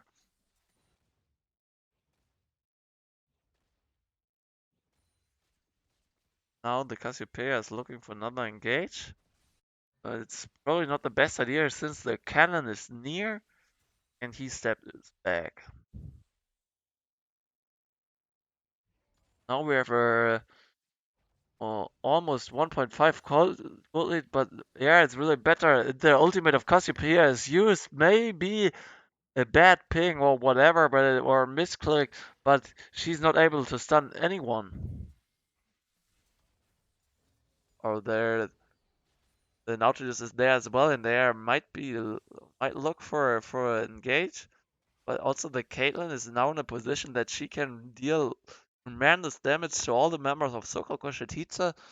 Moreover, she already completed the Infinity Edge, so also her critical strikes are more powerful.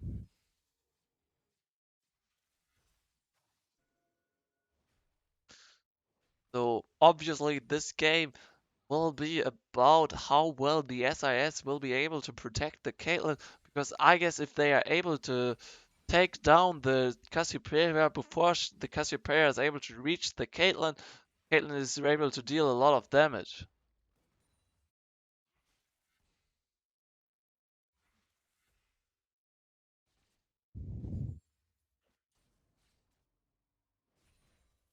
So now we can see on bot lane SIS are looking for some kills, but the Circle Concentrator reacted fast enough while Renekton was waiting for the cannon, but the cannon gets out of the fight pretty easy. And with the help of the Rift Herald, Cassiopeia destroyed the first tower in mid lane.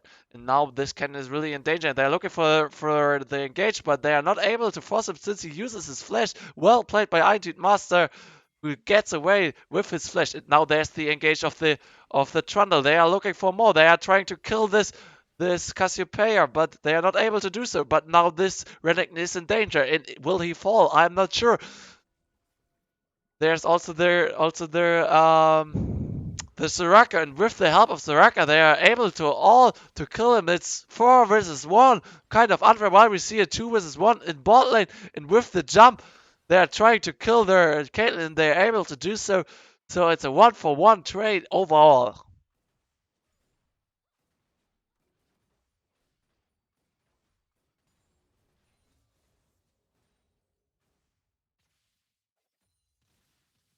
Now it really looks like that Soko Koshititsa is coming back from the first early game deficit. So it's a 1k gold lead for Soko Koshititsa. And now, as you can see, the Tristana finished her second item. That helps her a little bit more to get those kills. And as we can see, the Soko Koshititsa is doing really great. That all of them are buying control wards, so they should have really good vision around all the objectives. And without any doubt, this is really important in this game. There's another engage off the Galio, and the Cassiopeia is forced to stay at her place, but no follow-up damage on the side of SAS. Now they're playing around the dragon, since it would be the fourth dragon, and with it comes their dragon soul. So Sokoku's is really doing great in playing around the dragon.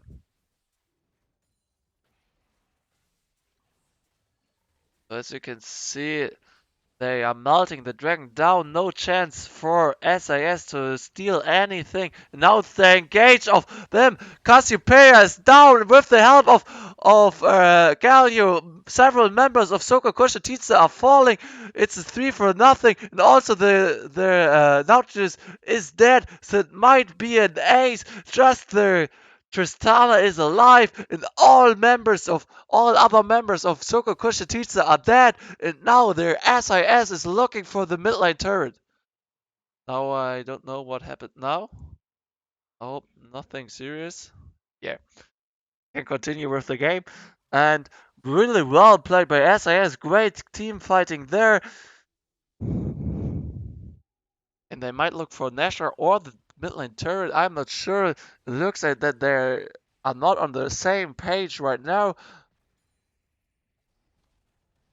But Galio and Trundle are not dealing enough damage together. Tristana is actually spotted by a ward, but she doesn't clear it. So I'm not sure if they are able to finish this Nashor. There's Ken. He spotted actually the ward and now is looking for the Tristana, but he's in danger. There's the ultimate. And there, there, there.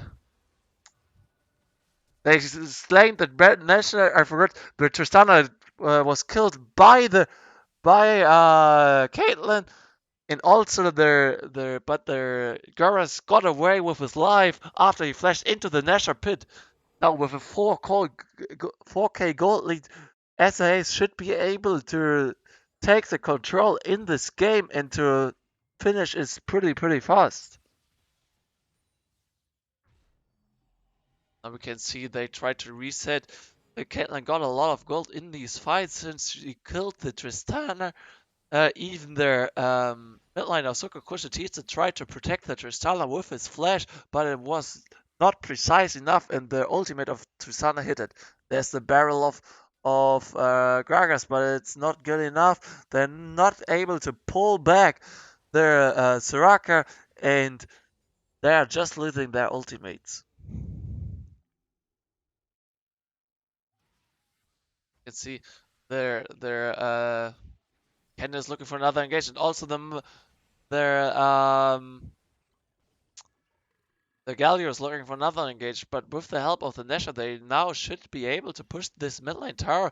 Even the Zeraka is not there, and also the Tristana and the Renekton are looking for a fight. Now the fight is breaking out. There's the engage, and this Aichit Master is a golden, but nobody is dying actually. And all are just pretty low, and we can see the Caitlyn is already dealing a major damage, but it's not enough to take anyone down. Now with the help of the Nashor, SIS are looking for a second try to siege this turret and to destroy it, but they are not able to do so. And now they can take down the... But there's another engage of the Nautilus, but no follow-up for him.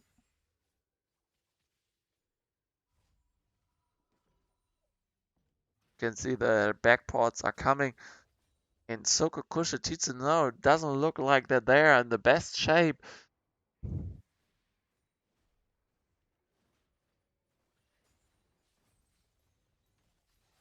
As you can see, their SIS is playing very smart right now. They're trying to take all the tier 2 towers, and they're really doing so well played by them, and good reaction after they saw that they are not able to destroy their inhibitor tower in mid lane.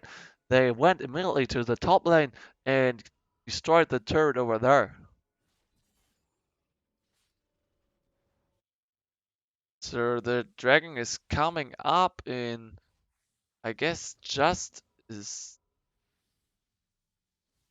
Yeah, the dragon is coming up in 45 seconds, and I think both teams will fight around this dragon and will try to do as good as they can, since it would be the fourth dragon for SAS. There's another engage of Nautilus, but he hits the Krabby, and surprisingly they are able to kill the Krabby. So a little win for them over there, but is it enough to win the whole fight? I see the traps are in the gap between these two walls, so it's really annoying to play around this, since you don't want to step into the traps all the time.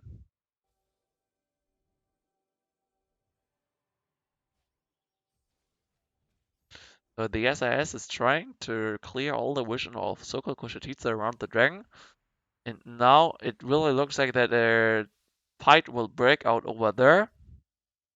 And the Renekton is looking for the flank. He's actually behind the SIS team, so very challenging situation for them over there. And as you can see, also the Caitlyn is able to deal a lot of damage. But the poison of this Cassiopeia is great. There's the flash of Nautilus, and he's trying to engage with his ultimate, but it's not enough damage. There, Caitlyn is hooked, and is she down? No, she's not. He's able to drill, and the Nautilus is down. The Renekton is down as well, and now this Galio is looking for more, but is he able to use his CC? No, he's not. And the Gragas fights back and get another kill. Now the Caitlyn, the Tristana is jumping back. Trundle is forcing the dragon while the others are fighting, and now the Cassiopeia is in the flank, but she is not able to do anything. So good reaction by SAS. They also shown that they are famous for their incredible team play, and in this situation, you saw why they are.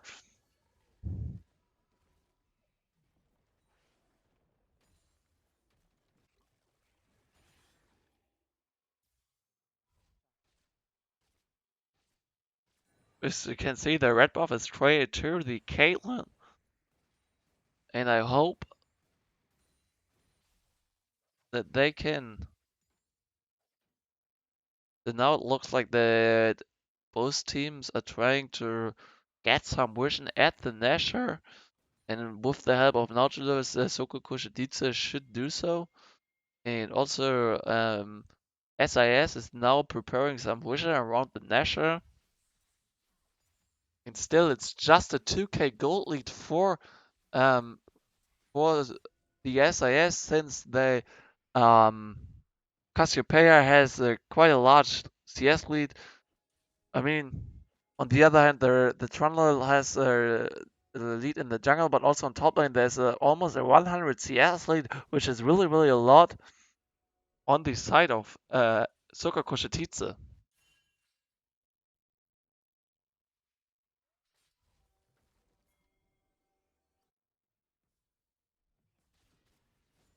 As we can see now, the Renekton is in danger, and their Caitlyn is trying to deal a lot of damage. She actually can follow, but he will not, because she has no vision around there. So it's very dangerous for her to follow. Now there's another fight, and Nautilus is in danger. Nautilus is down. Now Caitlyn is trying to deal as much damage as she can, but the mid lane of Soko Shatitsa is there, and with the help of Caitlyn, they take down the mid lane, and also the Renekton is falling. Just two members of Soko Shatitsa are alive, and Cannon is looking for more, but they're not able to kill them. But this should be the next Nashor for SAS.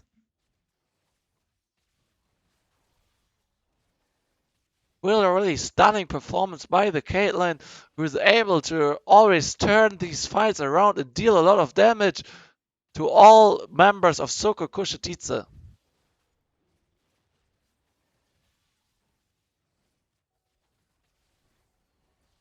And as we can see, there's another engage, but it's not really possible to kill anything there. And also their Garrus is not able to steal the Nashor.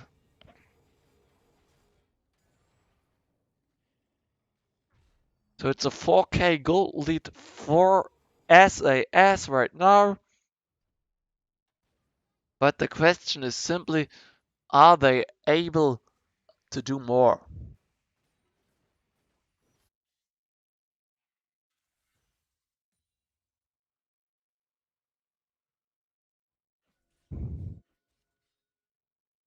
It's also the vision about around the dragon is prepared. Even it's still 2 minutes and 30 seconds until their dragon spawns. But still, this SAS might look for the dragon.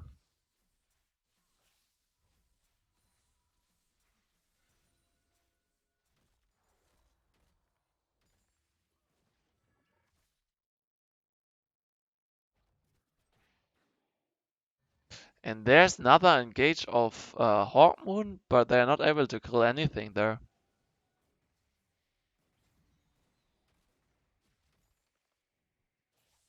And there we can see that their SIS is sieging the botline tower, and they will take it down pretty soon.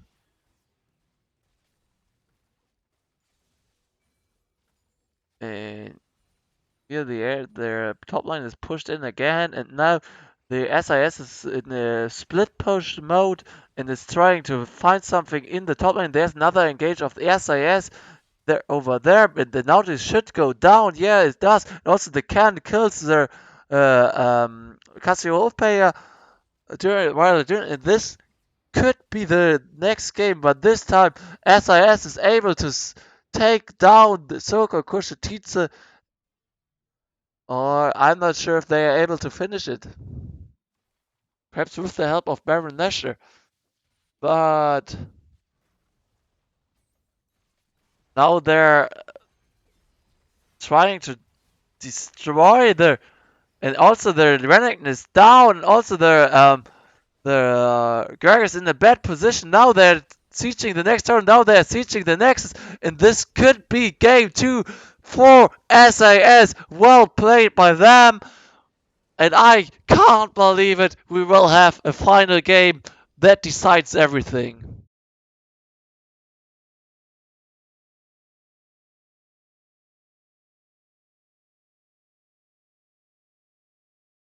So let's simply look again at the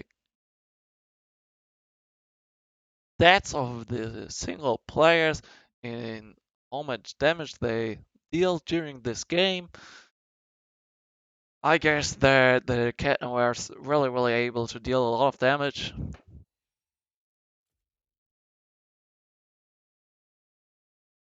So as we can see, the Caitlyn dealt 35,000 damage.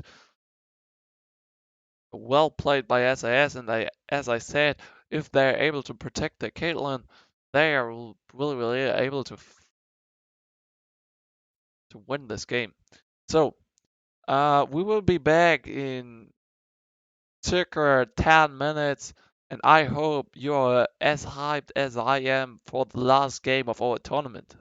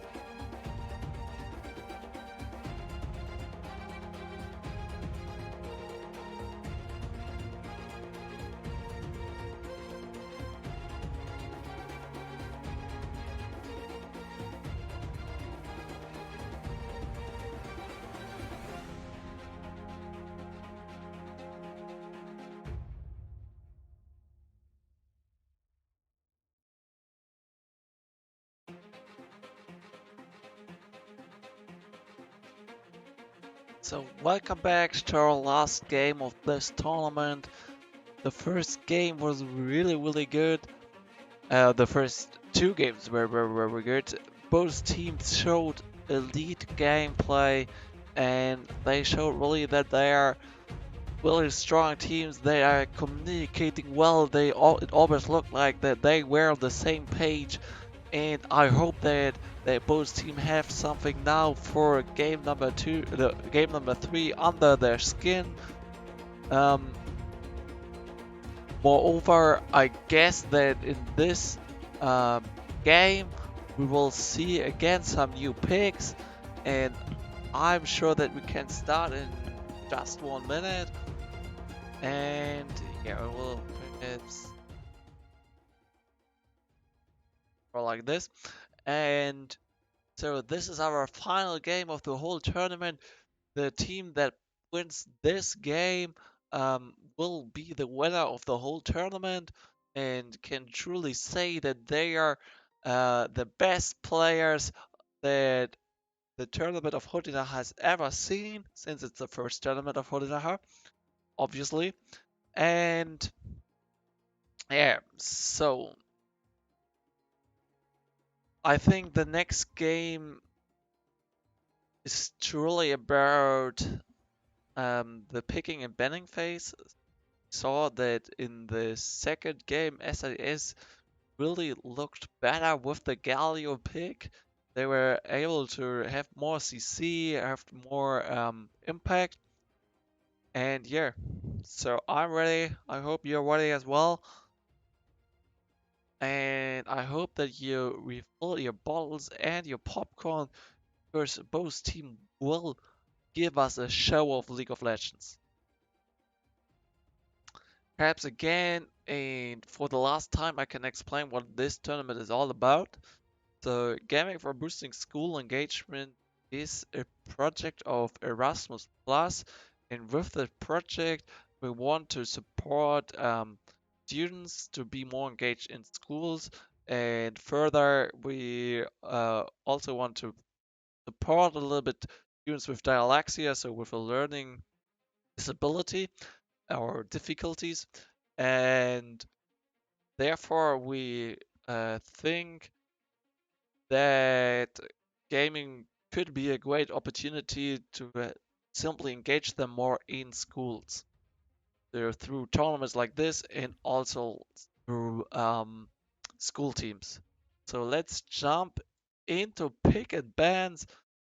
As we can see, the Soko Koshititsa had the choice to uh, had the right to choose one side, and they choose the blue side. So it was the side in which they always won, while the SIS had to go on to the right side. Red side. I'm sorry. As you can see again, the Adir is out, and on the other side we have again the Warwick ban. They really fear the Warwick of Hawkmoon, while we also see the Morgana ban. Again, it's almost exactly the same as they bet last game.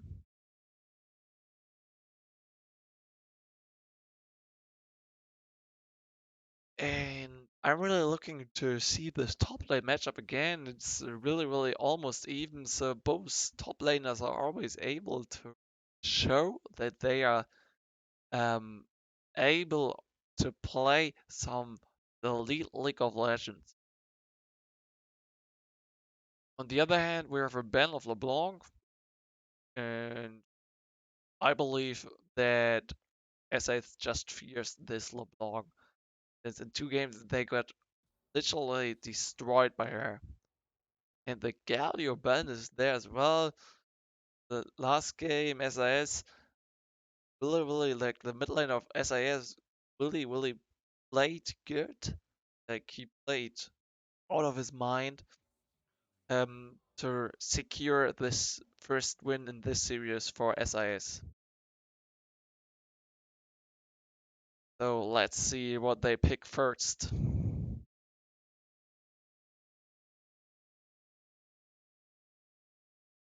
So I guess also the problem of Soko Koshititsa in the last game was really about the team fights.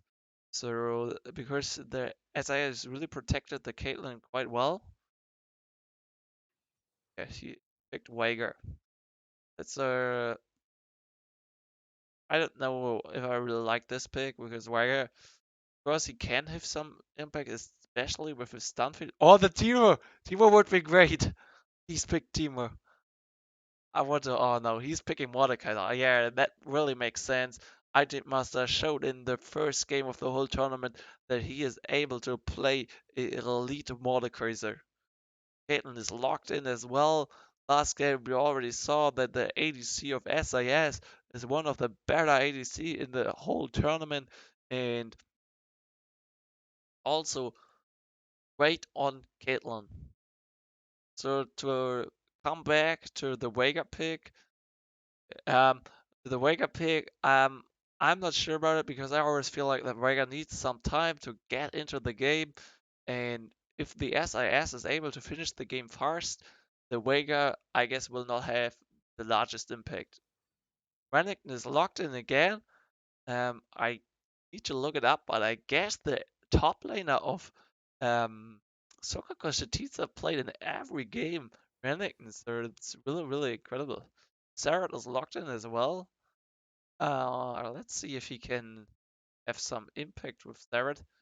While we have on the other side also the Ashban, and I know that the ADC of SIS don't really like to play against Ashe. It's so annoying to get away from her. She has so much slow, and with her ultimate, some safe CC, and that's really not great for you as a player. You don't want to um, forced to stay there. And Sejuani is out as well.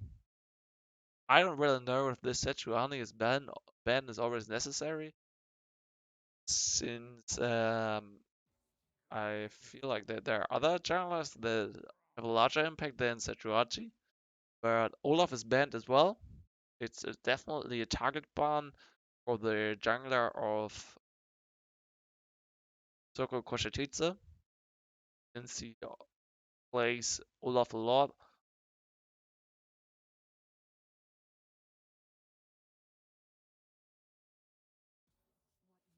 And the last one is Soraka.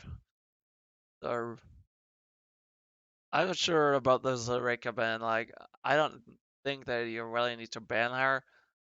But still, if you're more confident with banning her, it's probably better. But I feel like that you can take her out easily. But again, their support of SIS showed us that he is really, really good at positioning him and having some impact with CC or with some healing. So well played by him in the first game.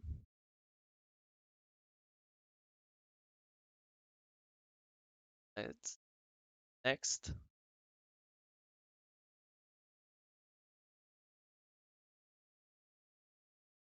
Next pick of our Circle Cushitit is Katus. I guess it's the Katus jungle. And well, I don't really know if this is the best pick since Katus some time to get into the game, but if he is in the game, he can really deal a lot of damage. Then we have also Vel'Koz. I think yes, it's a Vel'Koz support, and I really like this. I like the fact that they have some um, CC, some slows with Ashe, and then the Vel'Koz can follow with some damage. While we have on the other hand the Caitlyn Nami comp, and I also like this team, this composition, since always when Nami hits her bubble, the Caitlyn can put some traps uh, under yeah, under the champion, and then with the headshots, Caitlyn can deal really a lot of damage. Okay, let's talk about the matchups. Top lane, I would definitely go with the Mordekaiser. I really feel like that Mordekaiser right now has a little bit more damage and a little bit more impact in the game, And also with his ultimate, even if you don't kill someone in the ultimate, he is still out for the fight, and that's sometimes really important, especially if you're running or I don't know, a Vega is jumping on you, the Mordekaiser can simply protect you with his ultimate. Jungle we have Kartus against Trundle, and I would also go with Trundle here, since Trundle simply has the better early game, and Kartus are, of course he can deal a lot of damage, but his ganks are not as powerful as the ganks of Trundle. And yeah, so I would also go with the Trundle here. Mid lane, it's Vega against Sarah, and as I already told, I didn't really like the Vega pick, since it sometimes to go rolling and you already have the Kartus, so you have two champions that are not as strong as the others in the early game. So also here, Sarah might be the better pick. In bot lane, it's a Vel'Koz and Ashe against the Caitlyn and Nami.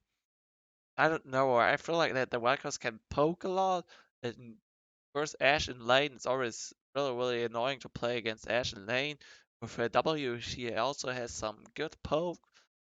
But to be honest, I think that Caitlyn and Nami are able to win this lane. I mean, if the Nami hits her engage, um, the Caitlyn might be able to follow up and to secure all the kills. And so overall, I would say that SIS won the draft, and now we really need to wait for the game so that the game starts and we can jump into the game and see what is happening. And as we already saw last game, the Soko Koshititsa is always preparing for some invades, but SIS is always able to fight back and they know what is happening. So usually SIS is really a team that doesn't wait for the late game.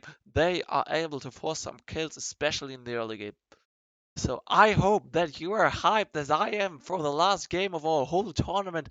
The winner of this game will win the whole tournament and will go out of the tournament with the incredible honor to be the first HodinaH League of Legends champion.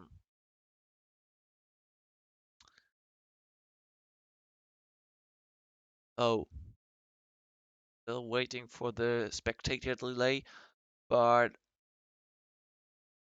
I hope that we can start pretty soon.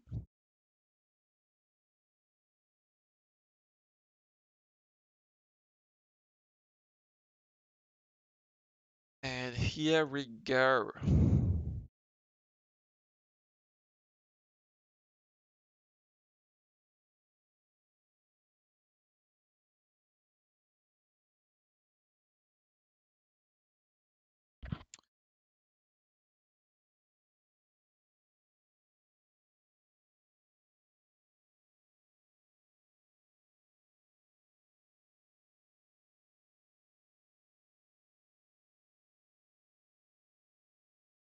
So I hope that we the game now. Yeah, here we are. So we can again check out how many points they have on the champions. We can see again the Renekton, as I said, I think now in 5 games or 4 games has quite a lot of points. And also the Caitlyn has almost 100,000 points. So they played their champion quite often, and also the Sarah at 150,000 points. That's really a lot. And so Soko Koshititsa is playing on blue side, while SIS is playing on red side.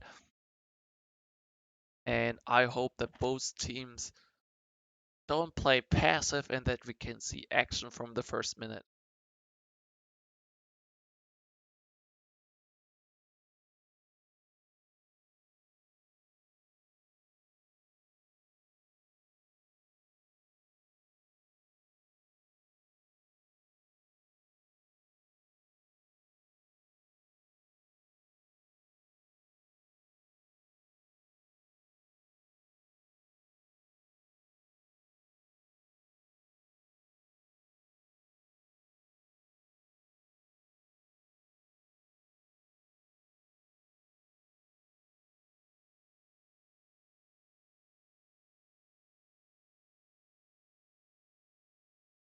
Actually, it's quite funny that the Cottage is playing with a Fnatic skin. uh, Hopefully he plays like a Fnatic jungler.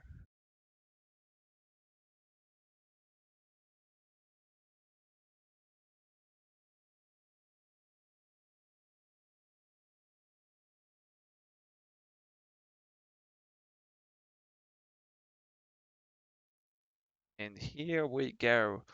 Welcome to the last game of our whole tournament. I hope that players are ready to play some good League of Legends. I'm honestly a little bit nervous who will win this tournament since the whole honor of the whole game, of the honor of HodinaH is on the plate.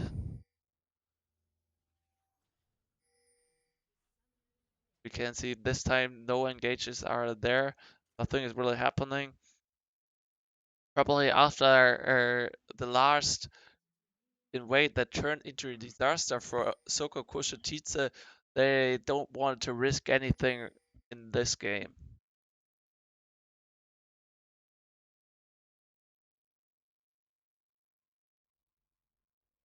You can see on top lane they are perhaps waiting for something, but I don't really know for what. Perhaps for the Renekton to come, but the Renekton will not come.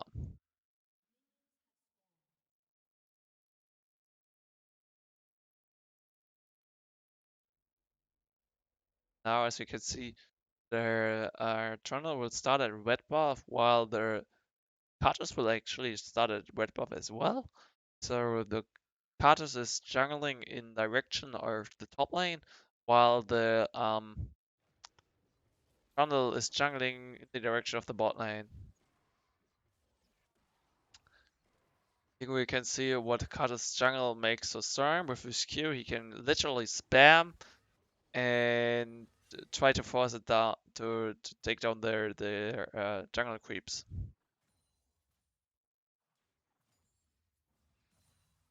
That is what the Vega really is looking forward.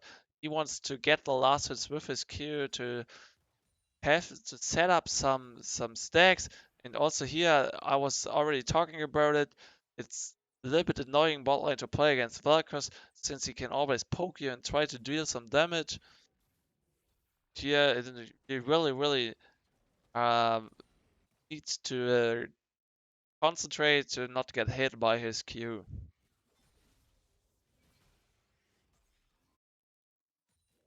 And again, as we can see, Vel'Koz is really putting a lot of pressure on the Caitlyn. She needs to flash and heal at the same time to get out of this fight. And again, there's their Caitlyn, but now the Trundle wants to help her bot lane, but it's not really possible. Although Vega might be in a difficult situation right there in the mid lane. Let's jump there. Yeah, there we are. And there's the stun of Trundle, and the Vega needs to flash out of the fight. Now top lane, it's a little bit boring. Sorry, I will just bring this very fast in the right order.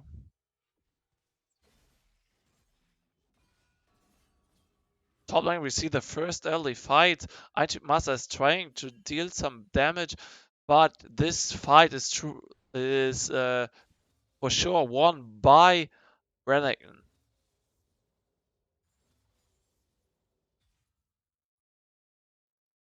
Yes, like this, it's in the right order. And as we can, that's the engage of the Renekton, and he's trying to pick up another kill on Attitude Master. There's again the damage that Vel'Koz can put onto the Caitlyn, but it's not enough to do anything. There's another engage of the top laner of Soko Kushititsa, but actually it's not really good since it's under the turret in this level. In this level, the turret still deals a lot of damage. And again, we can see that there's the gank of Trundle. Now this Vel'Koz is in danger, but the Ashe is doing what she can, and she's actually able to protect his support. And now the SIS needs to step back.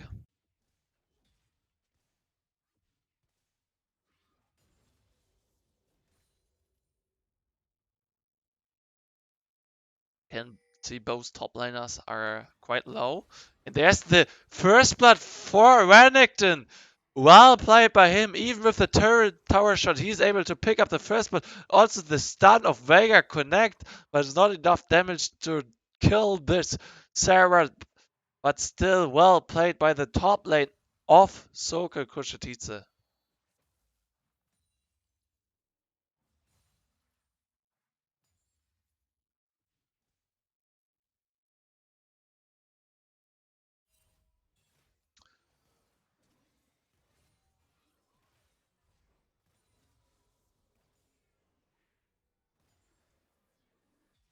If we look at their CS advantage, then we can see that there aren't any CS advantages, perhaps a little bit in mid lane.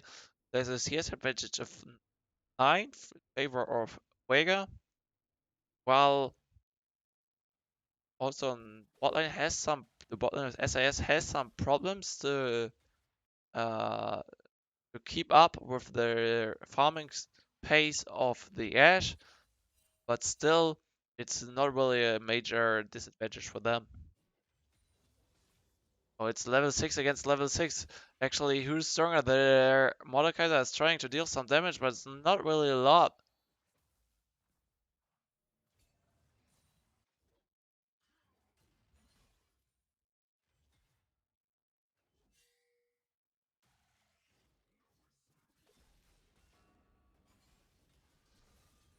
And there we can see the fight. But who will go down? Actually, it's a Renekton against the Mordekaiser. The flash of Renekton is coming. And I guess somebody will die here. And it's perhaps the Renekton Einstein Master shows that he can play very good. And I think that's a disconnect? No, it's not. That Einstein Master can play a very, very good Mordekaiser. And it's very well played by him. To get his revenge and to kill their Renekton.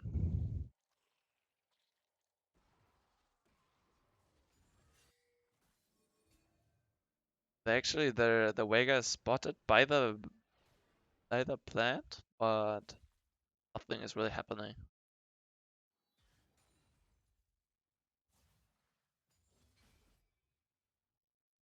So now we can see it's a 700 gold lead for Soko Kushititsa. There's another engage of Renekton. He's looking for more.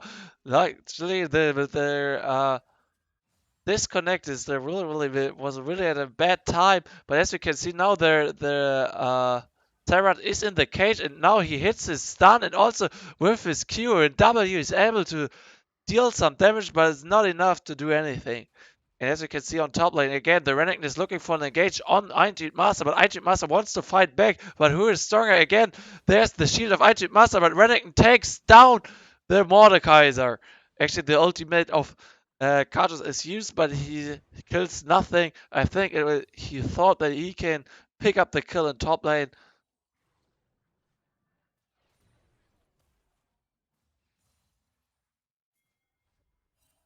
This time, it really seems like the top laner of Sokol Koshititsa wants to jump into action, like 2 solo kills against Einstein Master. Well played by him. And now we have already a 1k gold lead in favor of Sokol Koshititsa. Well, that's a little bit unlucky. In there, they got the Rift Herald. It's a little advantage for them since they really can push some plates or the turret. And Einstein Master looks for to deal some damage, but they are not really able to do so. You can see again there's the Q of Vel'Koz, and it's really annoying to play against it. And here we can see there Renekton is hiding in the bush, and there he jumps onto Einjit Master. Einjit Master wants to trade back, but he's not really able with the grab perhaps, but nothing is really happening. Now the Einjit Master lost a lot of HP while while Renekton went out of the fight as a winner, and there we can see an engage in bot lane with the ultimate of Ashe and Vel'Koz, but they are not able to kill the ADC of SAS.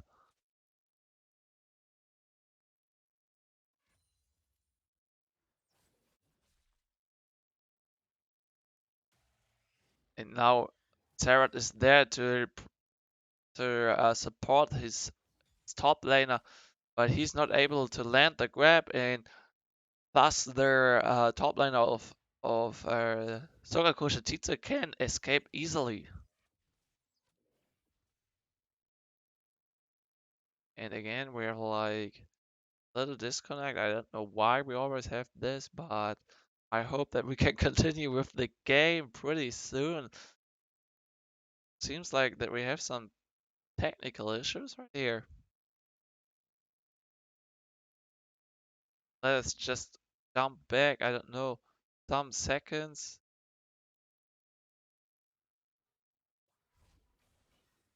Here we go. And with the game. Okay. We have a little problem. I don't know what to do right now. Can perhaps look into the chat. But actually, or if we can jump back, that's really, really unlucky for us.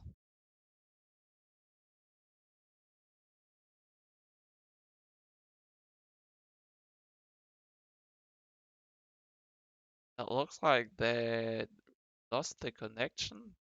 That we'll just jump back to the game as far as we can. As we will try to reconnect. And I'm really sorry for this technical issues, but as I already said, we are not a professional production here. So let's just jump back to minute 10 and here we go.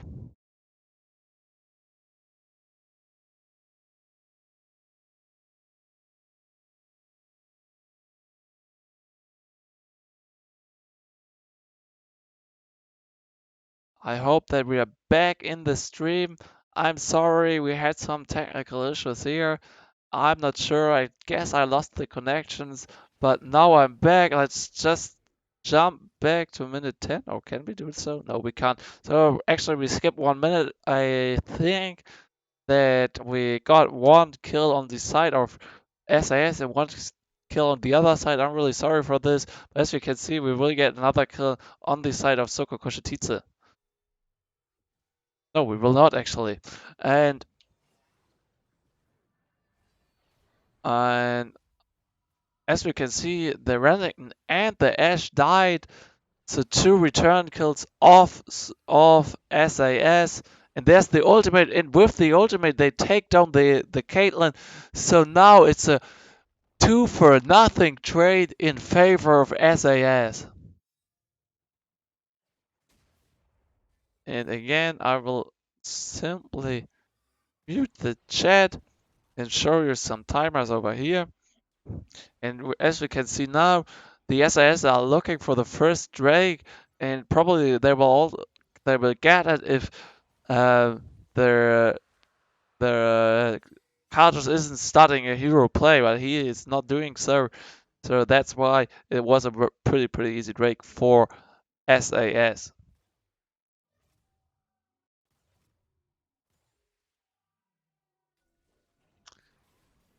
And that's an easy kill for their Valkos, who actually used his ultimate to kill this cat, and now we have a 2k gold lead, and it's mostly about the I don't know, like, and we can see the top lane there, they are fighting, and actually with the help of the ultimate of Cartus, the Renekton gets away pretty easy.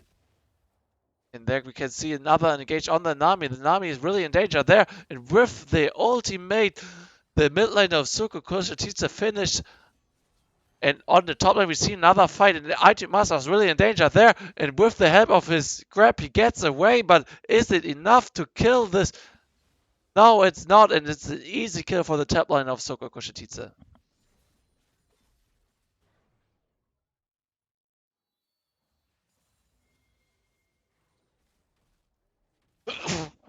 I'm sorry.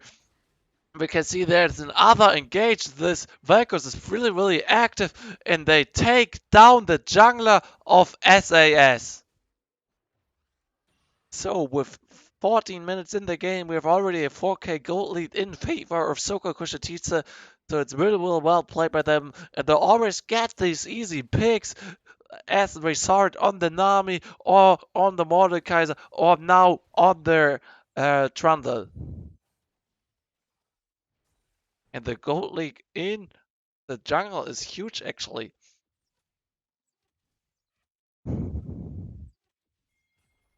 Now they swap the lanes. Ashe is now pushing the top lane while Renekton is protecting his turret in the bot line. And the Caitlyn is trying to do as good as she can. And I'm not sure if the Ashe really knows that Einstein Master's waiting for her, and that's the ultimate. And he is trying to get some damage on her, and it really looks like that he will get the kill. Well played by Einstein Master. And now the Vega is looking for a kill on bot lane. That's the stun field and an easy kill for Renekton. And also on mid lane, it's a kill for Velkos, who landed the CC on Sarah and then picked up the kill.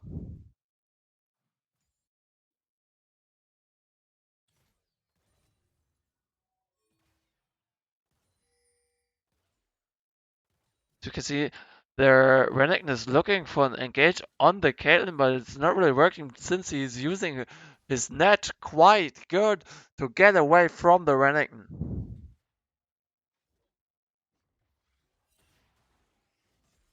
Yes, and again the grab of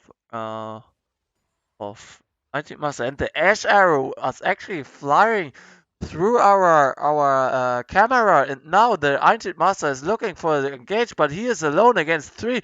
Actually, Trundle will join him pretty soon, but perhaps they get away without any. No, they don't do so. Carlos is able to pick up the kill, and it's a 1-for-0 trade in favor of Soko Koshititsa.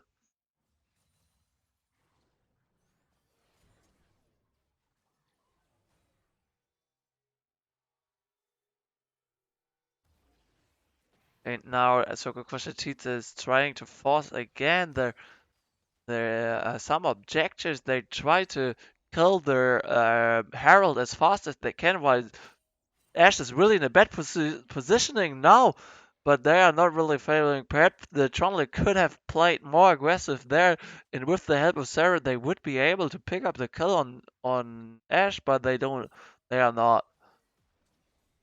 Nami is doing her best to protect the middle lane turret, but is it really enough? Well, we see that the Ashe is destroying the top lane tower, well played by her. And Eintüt Master is now looking for an engage, but he's 2 level behind the Renekton, so it's not really easy for him. It might be very, very difficult fight for him.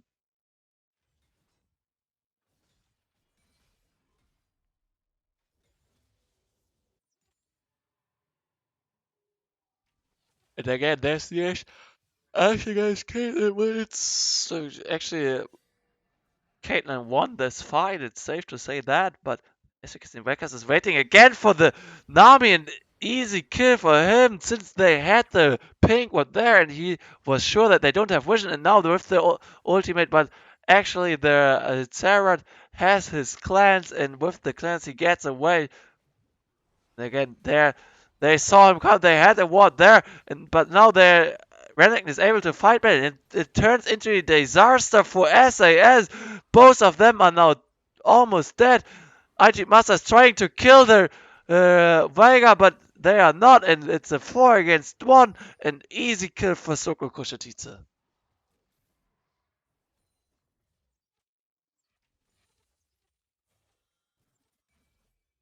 So now with 17 minutes in the game, it's already a 7k gold lead for Soko Kushitisa. They are really not waiting. They really try to win this game as fast as they can. Of course, they want to have the honor to win this tournament. And there's the ultimate of Carter's coming in with the ultimate. He kills Caitlyn, but what's the price rate? Renekton is falling, and that's a 1-for-1 overall.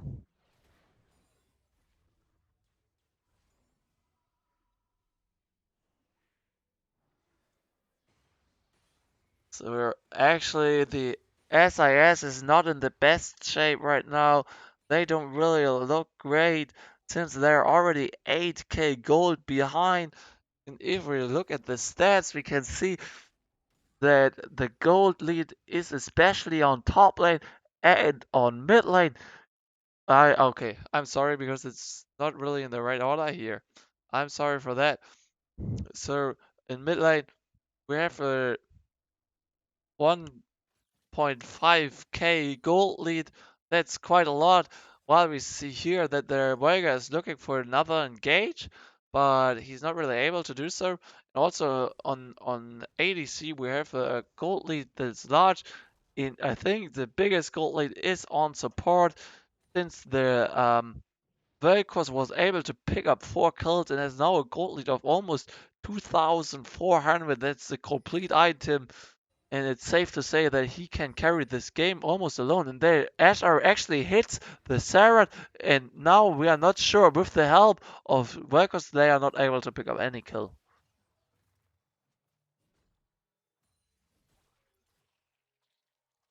As we can see, while the Caitlyn just completed her Infinity Edge, their Ash has already built the Zeal, and also on the support position, see that the um, Nami haven't completed an item yet. While Item Master is in danger, he uses ultimate to get her out of the fight. But is the Kato stronger than him? The Kato is using his blade, but they are killing Iron Master. While we see on top lane that the team is looking for some kills, but I don't really know if it's possible to kill anything there. Again, the bubble of workers connects, but they're not able to follow up with any damage.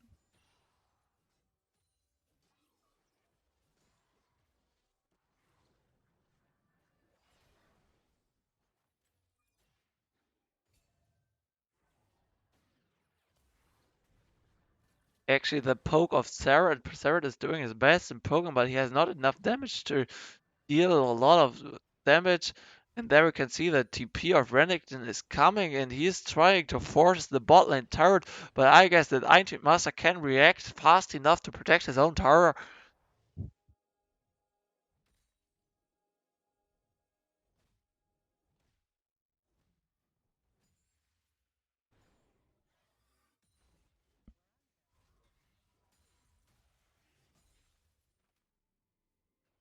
Yeah, and I'm just looking into the chat, and I can truly agree with you. Valkyr's support is just balanced. Like this, Valkyr is almost winning the game alone. Like the damage that he is able to deal is really crazy. But now might be in a bad position there, but she gets out of the way without any effort. While we see on top lane that this Renekton really um tries to kill the Iron Master, but he might be now in danger. He's not in the best position again. He uses the ultimate to get out of the fight, get out of the conflict, but it's not really possible to do so since also Renekton is stronger than you. And with the ultimate of Kartus, they are picking. No, the shield of Iron Master heals him up, but everybody is looking for him. But no, but that with the kill, Vega is able to pick up the kill. I'm sorry, I'm mentally done with this game.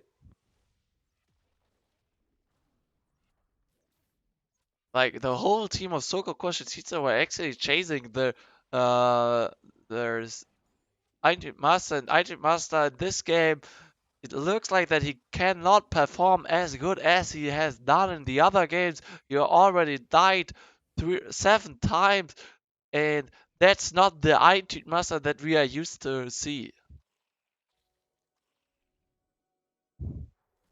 But also this team now needs to step into actions. The ADC is there, but they are not able to get anything there. It's already 11k gold lead. It's really definitely difficult to come back from this gold lead.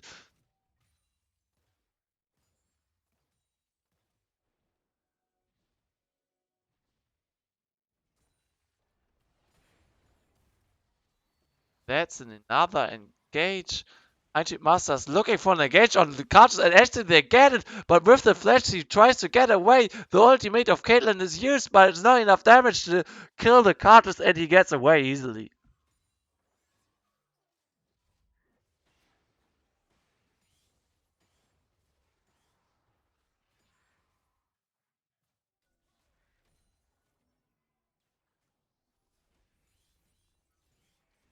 And now it looks like with the Ash Arrow, the engage is there, the stun is there. It's a lot of CC on the Trundle, but all of them get out of the fight.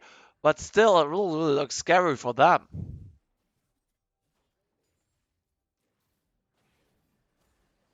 Trundle is there. Trundle is in a bad position now. The Nami wave is already used, but everybody gets away with using the flash.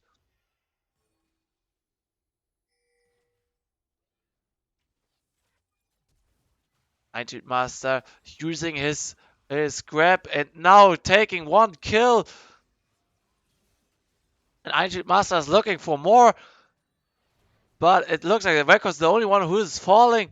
And actually, the Vega is stunned. SIS is looking to come back in this game, but they are not able to pick up another kill. And now the Ancient Master is stunned, and that's not the kill with his shield. He gets away, but Trundle is using the flank and is now in danger. Dun Server is killing him. IG Master bad position. It's a kill for the Carters. And but SIS once more now with the ultimate of Caitlyn, but they are not able to pick up another kill. Nobody is really falling, and it's a 2-for-nothing trade. No, 2-for-1 trade in favor of Soko Koshatice.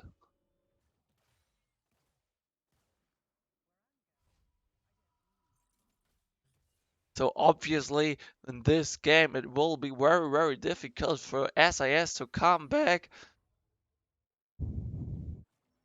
But SIS playing so well through all the whole tournament showed us already that they are a super good team. If somebody can do it, they can do it.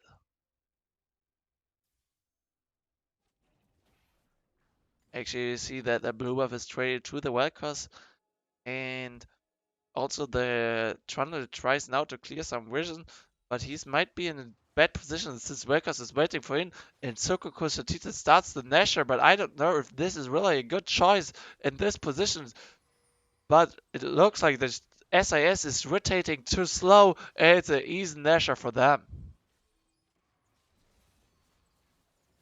Ah, nice try by the Nami, but it's not enough. And with the grab, Ancient Master is trying again to do something, but he's using his ultimate in with the ultimate of Vel'Koz. But it's enough damage for Ancient Master to take down this Vel'Koz. The stun of Sarah actually hits, but now the whole team of Soko Kushachichi is there to follow up. And with the help of Nasher, they should be able to push some inhibitor towers. So now they're really sieging the mid lane, or it looks like that they're resetting and then they want to siege some of the towers that are remaining for on the side of SIS.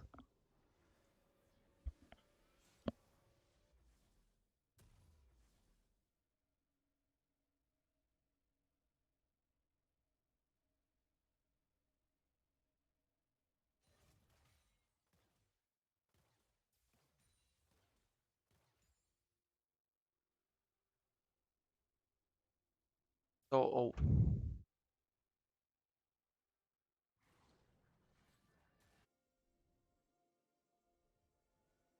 I hope that this stream is still working. I was actually checking it right now, but there we see another kill for Dun Surfer, and I hope we have some technical issues here. I hope that it's still working. Yeah, it is.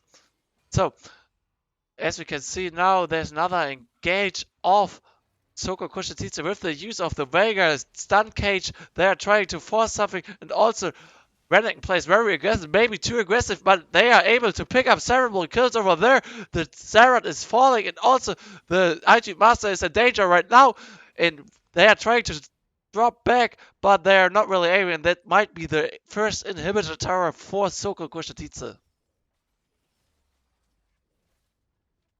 Now they are looking for more with 28 minutes in the game. It looks like that Soko Kushititsu is unstoppable. They really want to have this win of the whole tournament, and I can't believe it. And now Ajit Master is looking for a kill on the top lane of Soko Kushititsu, but it's not really working. And he slays the top lane, and now he's looking for the Ash. The Ash is going down as well, but with the help of his ultimate, Vega is able to slay this Ajit Master. There's the stun cage as well again. And now they are looking for some more inhibitors.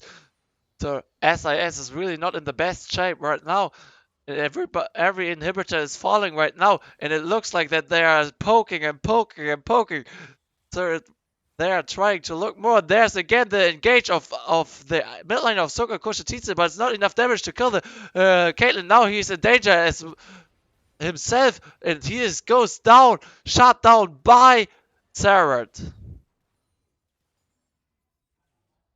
So the base of SIS is almost completely destroyed, and just one inhibitor is standing, and it looks like that now the Renekton wants to force this inhibitor, but it might be not the best idea since his TP was completely useless at this point of the game.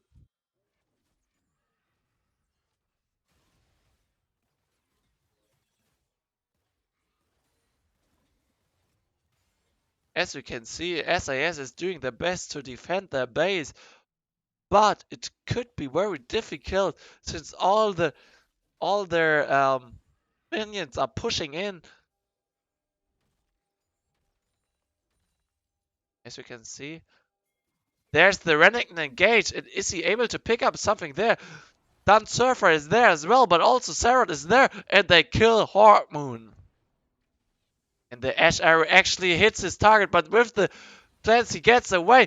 Ancient Master is using his ultimate to kill the Ash, while Renekton is trying to do his best to stay alive, but Ancient Master actually killed the Ash, and now Ancient Master is looking for more, but also the Vel'Koz was there to kill the Naomi, and now it really went in favor of SAS. No, it was a 2 for 2, I'm sorry. Now Vega is looking for more with his stun cage. Is he able to pick up another kill? He's using everything that he has, but it's not enough damage.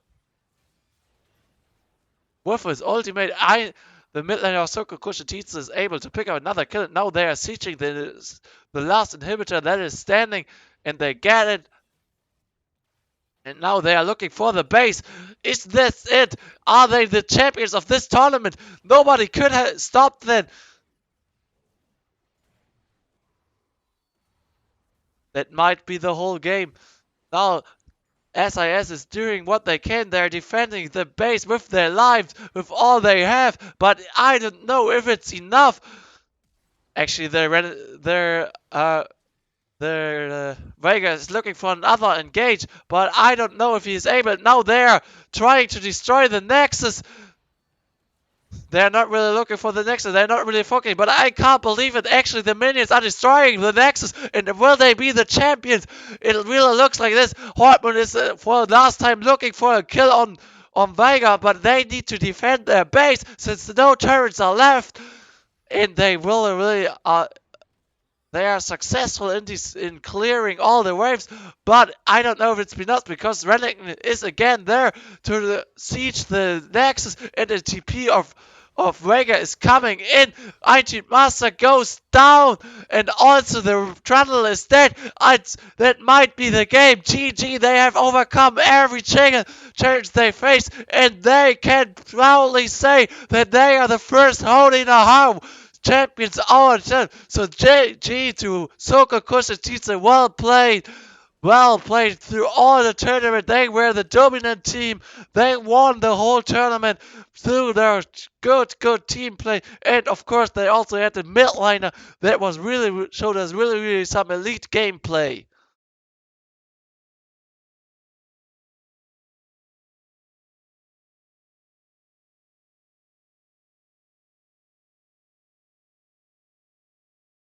And again, it's well played by Soko Kushatitsa. I hope that you enjoyed this tournament. That's it. We can jump into our tournament tree. And Soko Kushatitsa, congratulations to them.